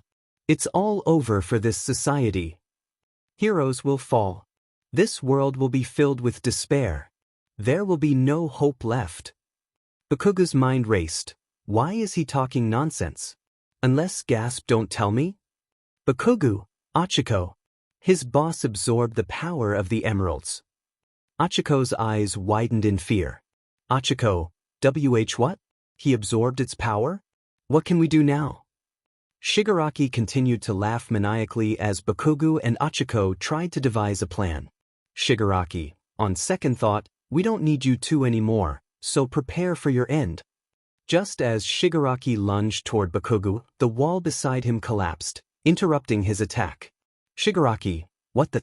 Before he could react, a yellow blur dashed toward his allies, knocking Spinner, Dabi, Toga, Magna, Compressor, Kurogiri, and twice unconscious with swift kicks. Ha ha ha. Never fear. But, because we are here. Bakugo and Achiko, the pros are here to save you. But they were interrupted as a strange liquid filled their mouths, transporting them along with the villains. All Might, oh. Dang it. I was this close to saving her. They emerged from the strange gray liquid, coughing from the experience. All for one, I've brought you here, Tamura, to grant this power. Now step forth. Shigaraki, yes, master. Shigaraki rushed toward All for One, but in an instant, All for One incinerated him along with Toga, Magna, and Compressor with a wave of his hand. All for One, fool. As if I would share this amazing power. This power is mine and mine alone. I shall live on forever as the only perfect one. Ahaha. Bakugo, so this guy summoned him only to eliminate him and some of his allies? What a twisted man he is. It makes me want to confront him, but doing that would only lead to my demise. We need to escape. Achiko, let's get out of here now. Achiko, rewrite. They attempted to flee but were stopped by Metal Sonic. Topo, Metal, good thing you're here. I want you to keep them alive so they can witness the downfall of the symbol of peace. Make sure they stay. Metal Sonic remained silent, only nodding in acknowledgement. Topo, good. He should be here any minute. Might as well dispose of these two since they are no longer useful to me. Achiko quickly gathered the Chaos Emeralds while Bakugo grabbed the large one and ran to a safer distance from Topo. Fortunately, the emeralds still held their power, making them potentially useful. Topo, they're here. All Might dashed down to their location, landing with a look of disgust as he faced Topo. All Might, you've definitely changed. Now let's settle this once and for all. Topo, I'm not called FO anymore, All Might. From now on, the world will refer to me as the perfect one. So All Might, let's fight. All Might charged toward Topo, igniting an intense battle. Achiko and Bakugo watched in fear as the fight unfolded. Suddenly, someone unexpected joined the fray. A new hero landed from the sky in a heroic manner. The two were speechless at the sight. Don't worry you two. But because I am here to save you. It was Sonic. They thought he was gone. Words couldn't express their emotions. Achiko, SS Sonic? Bakugo, Sonic? Sonic smiled warmly at them. Sonic, yes. It's me. He opened his arms for a hug, but instead, Achiko slapped his face, and Bakugo punched him on the head. Achiko and Bakugo, Baka. Did you have any idea how we felt? We thought you were dead. Don't do that again. Bakugo and Achiko were tearing up as Sonic rubbed his face and head, looking annoyed. Sonic. Oh I. Sorry, I can't help it. I thought I was gone too, but fortunately, I'm not. They all embraced in a circle, relieved to be together again. They missed each other and were finally happy to have their friend back. Sonic released the hug and adopted a serious expression. Everyone needs to step back. Things are about to get intense here, he warned. The two nodded and quickly moved to a safe distance to watch the upcoming battle. Sonic turned to face Metal Sonic, assuming a fighting stance. Ready for a rematch? He challenged. Chapter End. Sonic. From this day forward, I am Sonic. Bakugo slowly rises from the rubble that had fallen on him. Sonic, huh? That's a cool name, I'll give you that. Bakugo launches himself towards Sonic at blinding speed, catching Sonic off guard for a moment. You've gotten faster, Kachin. I'm impressed, but it's no use since my... Sonic charges up one for all while creating countless afterimages. Speed. Sonic darts forward toward Bakugo in the blink of an eye. Has no limit. He shouts as his fist connects with Bakugo's gut. Blaarea wargaerg. Bakugo is propelled into the wall, creating a massive crater. You put up a great fight, Kachin. I hope you get stronger so we can fight again. Anyway, I have to go help Ochako. As he turns around, he hears a rumble and a few coughs. Coughs? Did you really think I was finished with that attack back there? Bakugo slowly stands up. So you're still standing? You really are strong, Kachin. I'm glad. It means we can still fight. Hey, Deku. What? He asks as two noises are made. Bakugo quickly pulls both gauntlets and faces Sonic. Take this. He pulls the pins out of the gauntlets and a huge explosion races towards Sonic. Oh, shoot. Sonic screams while trying to escape the explosion. He would have avoided it easily, but the fight has worn him out, and he can't move nearly as fast as usual. Arg. I need to think of something. Wait, maybe this can work. Sonic pulls out the green Chaos Emerald from his secret back pocket that he requested when designing his costume. First time I try doing this, but it's worth a shot. Chaos Control. As soon as he says that, he teleports away from the explosion. He reappears next to Uraraka just as he escapes. Eek! Sonicu! Don't scare me like that. Are you okay? Ochako asks in a very concerned tone. Sonic waves to her to indicate that he's fine. Anyway, you distract Ida while I touch the bomb. Okay. Hey, Ida! Ochako yells as Sonic quickly gets behind Ida to touch the bomb. Horns are blown. Hero team wins. All Might announces. Ida looks confused and frustrated at what just happened. Nanny? Sonic answers Ida's question. You lost, Ida. Now please excuse me, I need to rest because I'm so tired, as he passes out. Sonicu! Ochako, now scared for Sonic's condition, screams in fear. Ida calms her down, explaining that he's just unconscious. Sonic finds himself in the infirmary alongside Bakugo, who also passed out after unleashing that huge explosion. While they recover, let's continue with the rest. All Might says as he distributes the map structure to the other students. Elsewhere, a certain villain with a hand motif states, Master, we picked up traces of chaos energy at UA. Somebody there has our emeralds. It's okay, our doctor is already working on the case. That person must have the rest. We have 4, so once we take those emeralds from them, we will have all 7, and we can use them to conquer the world, a black-masked villain with a low voice replies. He turns to his scientist, am I right? Where is it? Third POV. Sonic was running all over the dorms, looking panicked. Azui, hey Sonic. Why are you running around with that tense look? Sonic, I can't find it. Azui, what? Your homework? Sonic, no worse. Azui, your hero costume? Sonic, even worse. Azui, did you lose the Chaos Emeralds? Sonic, even worse. Azui, then what? Sonic, I can't find my chili dog. Azui, really? A hot dog? I'm just going to my room. Sonic, where is it? Meanwhile, outside the dorms. Mineta, this chili dog looks good. Time to eat. Just as Mineta was about to take a bite, a hand touched his shoulder, stopping him. Mineta, huh? He turned around to see something that terrified him to his core.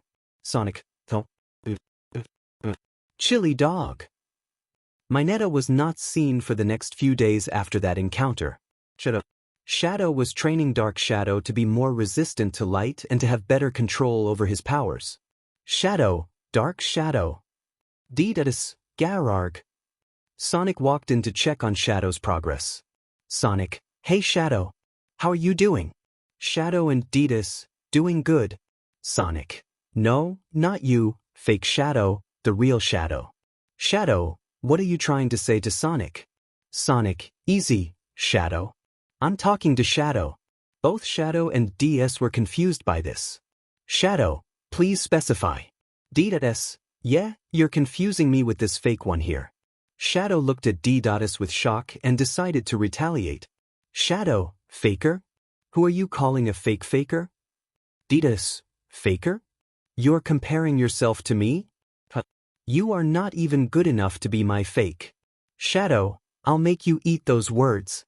D.S and Shadow began to spar while Sonic walked away, listening. Sonic, I hope Shadow wins. Music. Mina ran to Kirishima to invite him to karaoke in her room, and he accepted. Kirishima entered her room to find Sonic, Ochako, Kaminari, Jair, Tokoyami, Momo, and surprisingly, Todoroki. Mina, okay everyone. Now that we are here, let's start the party. Everyone was enjoying themselves until the main event came. Mina, everyone, gather around. It's time for karaoke. But let's spice this up. You have to use your hero name in the lyrics since it goes well with our persona. Everyone went along with this, starting with Ochako. Ochako did well and received a pat on the back from Sonic. Kaminari and Jairu performed a duet that was surprisingly good. Momo and Todoroki struggled, as they had no experience with music. Mina went up and had a great time. Then it was Kirishima's turn. Kirishima, let's start.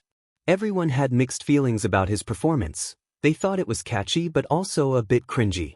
Sonic, unlike Sonic I don't chuckle? That's a but. Everyone shrugged it off, and Sonic went up next to sing his song. Sonic, let go. Sonic stopped, and received a nice round of applause for his performance. Ochako, that was pretty good, Sonicu. Sonic, thanks, Uraraka-san. Mina, it's getting late. We should all go to sleep. Everyone agreed and left Mina's room to head to their own. The last one in Mina's room was Kirishima. Kirishima, thanks for inviting me, Mina. I had fun. Mina, you're welcome, Kiri. I'll see you later. Mina gave Kirishima a hug and leaned in to whisper something brave. Mina, whispers I liked your song by the way. I wouldn't mind if you showed off your muscles next time I invite you. Mina gave Kirishima a quick kiss on his cheek and closed the door, leaving him as red as his hair. Kirishima thought, what just happened? And what's this feeling in my heart? Kirishima kept asking himself that as he walked back to his room. This story reached 10,000 reads. Just wow. I never thought it would reach that many really. I also didn't expect that so many people would enjoy it. So as a thank you for the 10K, here is another sneak peek of the manga. Thank you, everyone. Mina, hey guys. Everyone turned toward the excited Mina, who was holding multiple controllers. Mina, let's play some games. Kirishima, heck yeah, I'm in. Bakugo, I'll beat all of you extras. Sonic, not if I can help it. Kaminari, I'm in.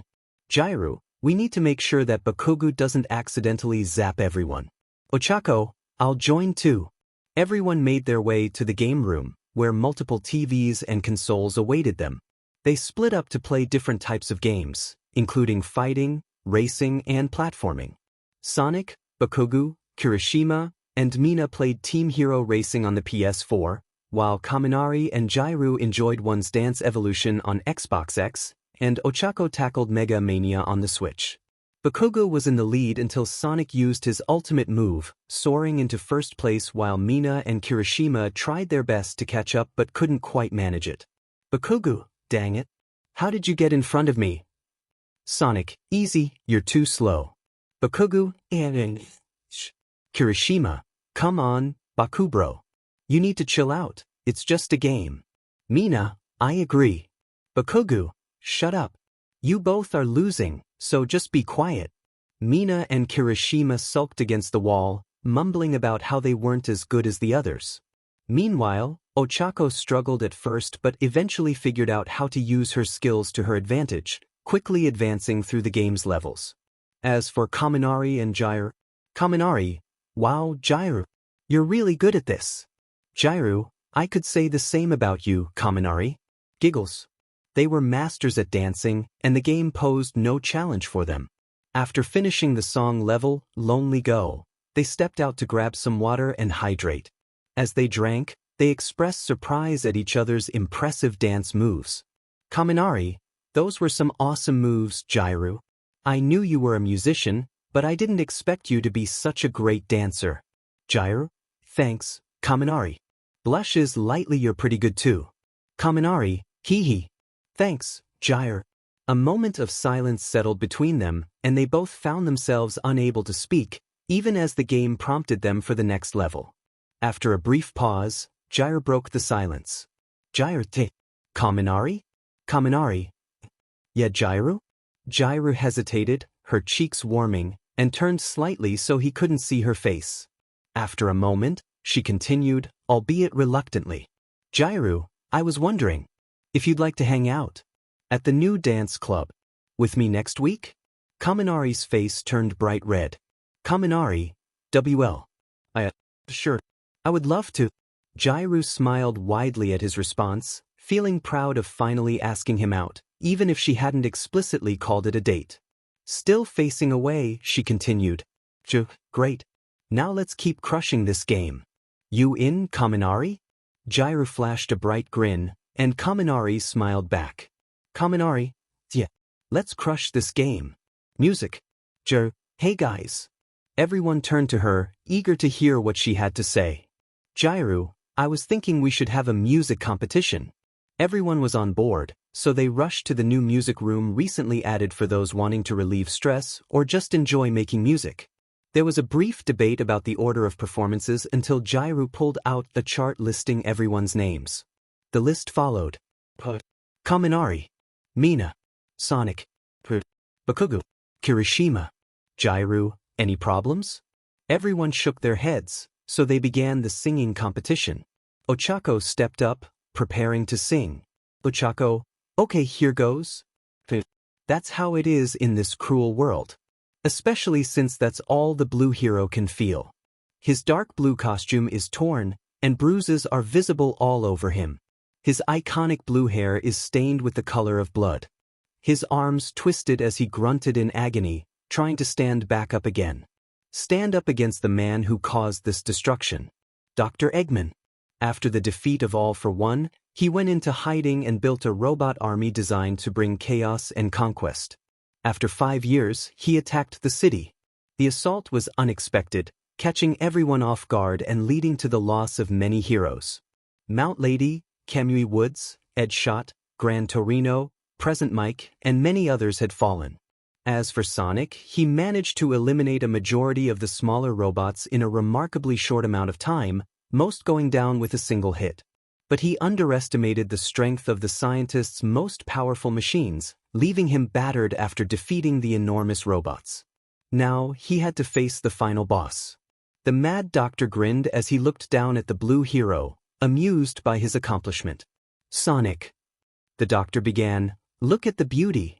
When everything finally collapses, I will rebuild it into my empire. Eggman land. He activated the missiles, launching them at the blue hero. Sonic scoffed before dodging them all in a swift movement.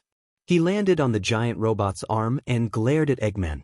You think, Bullet, you get away with this? Sonic charged straight at the Doctor, pulling his arm back and smashing it down onto the robot's arm, breaking it entirely. The other arm immediately attacked Sonic but missed, hitting nothing but air. Sonic quickly teleported above the robot, grinning as he activated One for All at maximum power. He spin-dashed down at the robot, causing it to explode. He landed and turned around, facing the fires of the destroyed colossal machine. His eyes were saddened at the view of the city. It was a crisis. He grabbed his arm, held his breath, and snapped it back into place. He gritted his teeth in pain but refused to scream. Looking around, he saw more robots to destroy, but thankfully, his classmates were making short work of them. Knuckles went unbreakable, bulldozing through the army of egg pawns. Rose slid around the area, using her acid to avoid the laser blasts from the SWAT bots and melting them with her unique ability. Ground Zero was blasting away all the robots in his path, while Omega froze the bits in place, and Tails jumped up to smash the ice into pieces with his tail. Uravity was dodging and floating all the robots that came her way. Once at a good height, she released them, making them break apart like cookies. Sonic smiled at the other heroes' accomplishments. It didn't look like there were many left. He relaxed, thinking there was nothing to worry about now. But that thought was his downfall. Sonic turned around only to be struck by a beam of light piercing through his chest. His eyes widened as he gasped in pain from the burning sensation. Everyone around him stared in shock, their jaws dropping. The most shocked of all was Ochako Uraraka. Her emotions surged as memories of Metal Sonic flooded back. She remembered watching him collapse, lifeless. It felt like history was repeating itself, and there was nothing she could do. He looked up at the source and was shocked beyond belief to see who it was. Dr. Eggman smiled wickedly as he pulled the spear back into his hand, causing Sonic to collapse as he struggled to stop the bleeding. Dr. Eggman was wearing a mechanical suit that was just about his size. The suit was bulky, crimson red, with spikes protruding everywhere, each adorned with red and orange patterns. And to top it all off, it had a mark right in the middle. Gigigigi. Ho ho ho. Always strike from behind when they think they've won. Eggman said, clearly enjoying the sight of Sonic's suffering. Sonic gritted his teeth as he coughed. His vision blurred as he watched Eggman approach. Crap. I was too careless. Eggman grabbed Sonic's neck and lifted him into the air, choking him as he smiled at the sight of Sonic desperately trying to break free. The other heroes rushed toward their friend, but were stopped by more robots blocking their path. Eggman looked at the other heroes and back to Sonic. You know, Sonic, you were nothing more than a rodent in my way. Just a hedgehog trying to use its natural abilities to defend others but failing miserably. After all, I am the Eggman. He struck Sonic's legs, causing him to wince in pain. And now you've reached your limit. Goodbye, you worthless hedgehog. The other arm transformed into a blaster, the energy output glowing dark red as he raised it to Sonic's head. He launched the blast, but a bright light erupted from Sonic, completely destroying the attack and forcing Eggman to jump back. Everyone turned toward the light, shielding their eyes. What is that bright light? Knuckles exclaimed. Then something caught Ochako's eye as she turned her head back. A familiar-looking gemstone flew past her and into the light. Was that? Her thoughts were interrupted by a familiar voice emerging from the light. Limit? The light slowly faded, revealing a figure that shouted once again. I have no limit. Why? I live and learn. There are always endless possibilities. I doesn't matter what you say to me. I will show you what I am made of. As the light finally faded away, everyone looked up to see Sonic, surrounded by a welcoming glow. It's like it's dragging them all into his world. This is my power. And I'm using it to protect the ones I love, Sonic declared loudly. Everyone else was in awe at this proclamation from the blue blur. Izuku. Ochako said softly, equally speechless. Hyper. Bakugo murmured as he watched Sonic slowly approach Eggman. The doctor was flabbergasted but quickly regained his composure, unwilling to show any signs of intimidation. So you changed your hair. So what? It doesn't stop the inevitable. He pressed a button on his suit. All the robots ceased their attacks on the other heroes and rushed toward the doctor. They surrounded him, glowing brightly as they moved closer to the deathy. The robots merged into the suit, transforming into a dark red giant robot. The suit now towered as tall as a skyscraper, its head taking on a serpent-like form, with spikes protruding from the edges of its joints, and blasters equipped with sharp cannons. The very presence of it was overwhelming. Sonic, however, just smirked as he continued his advance toward the massive mech suit. Alrighty then. All systems fire. Eggman commanded, launching missiles, bullets, spikes, and lasers at Sonic. A gigantic explosion erupted, smoke quickly filling the air. Eggman smiled, feeling proud that he had defeated Sonic. Suddenly, a figure burst through the smoke. Before Eggman could comprehend what was happening, the mech suit's arms exploded in a fiery blaze. Wah? Eggman stammered, unable to process anything. All he could see was a blur of white light zipping around him, hearing the explosions of his mech suit as it began to collapse. Eggman quickly escaped from the Death EGG through an escape pod before it fully erupted into fiery debris. The pod launched away from the battlefield, and he grunted in frustration at the humiliation of his defeat. "I'll get you next time, Sonic. You'll see," Eggman shouted as he exited the pod. His expression shifted from anger to fear at the sight of who stood before him, Sonic. Sonic smiled as he walked toward Eggman. The doctor dropped to the ground, feeling overwhelmed by Sonic's presence. He tried to crawl away, but Sonic appeared in front of him in an instant. "Wait, Sonic. Let's talk about this," Eggman pleaded with the speedy hero. Sonic merely smiled as he placed his hand on the doctor's shoulder. "No, you can't be doing this," Eggman screeched, realizing what Sonic was about to do. "Goodbye, Doctor," Sonic said before unleashing a brilliant burst of energy at him, erasing the doctor from existence. Sonic finally ceased his attack, knowing that the threat had been eliminated for good. He looked up at the dark sky, watching as sunlight broke through the clouds and illuminated him. He smiled and said, "Case, control." He teleported back to where everyone was gathered, his hyper form dissipating as the Chaos Emeralds scattered around the world once again. "Hey everyone, I'm back," Sonic exclaimed cheerfully, giving them a thumbs up. Everyone rushed toward him, enveloping him in an embrace. "That was amazing, Sonic. You're right. You were so cool. Don't scare us like that again." The heroes slowly got off him, laughing joyfully, relieved that they had triumphed once more. As Sonic stood up, he scanned the crowd until his eyes landed on the person he had been longing for, Ochako Uraraka. He dashed toward her, smiling brightly as he gazed into her beautiful chocolate eyes. She looked into his shiny emerald ones, getting lost in their depths.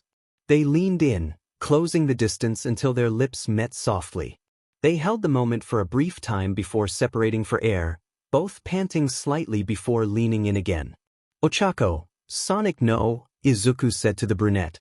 "Yes," she replied. "I love you," he said with a gentle smile, caressing her cheek. She mirrored his action, brushing her fingers against his cheek. "I love you too, Izuku." And so, the story reached its conclusion. I was taken aback when he revealed his artwork to me. Words can't fully capture how touched I was by it. Some of his art served as the cover for this story for a time until another friend created the current one, but I still cherish the earlier covers just as much as I did back then. He also designed covers for other writers like MathGeek T125 and Supersonic, and they turned out great. Next, we have Mararian.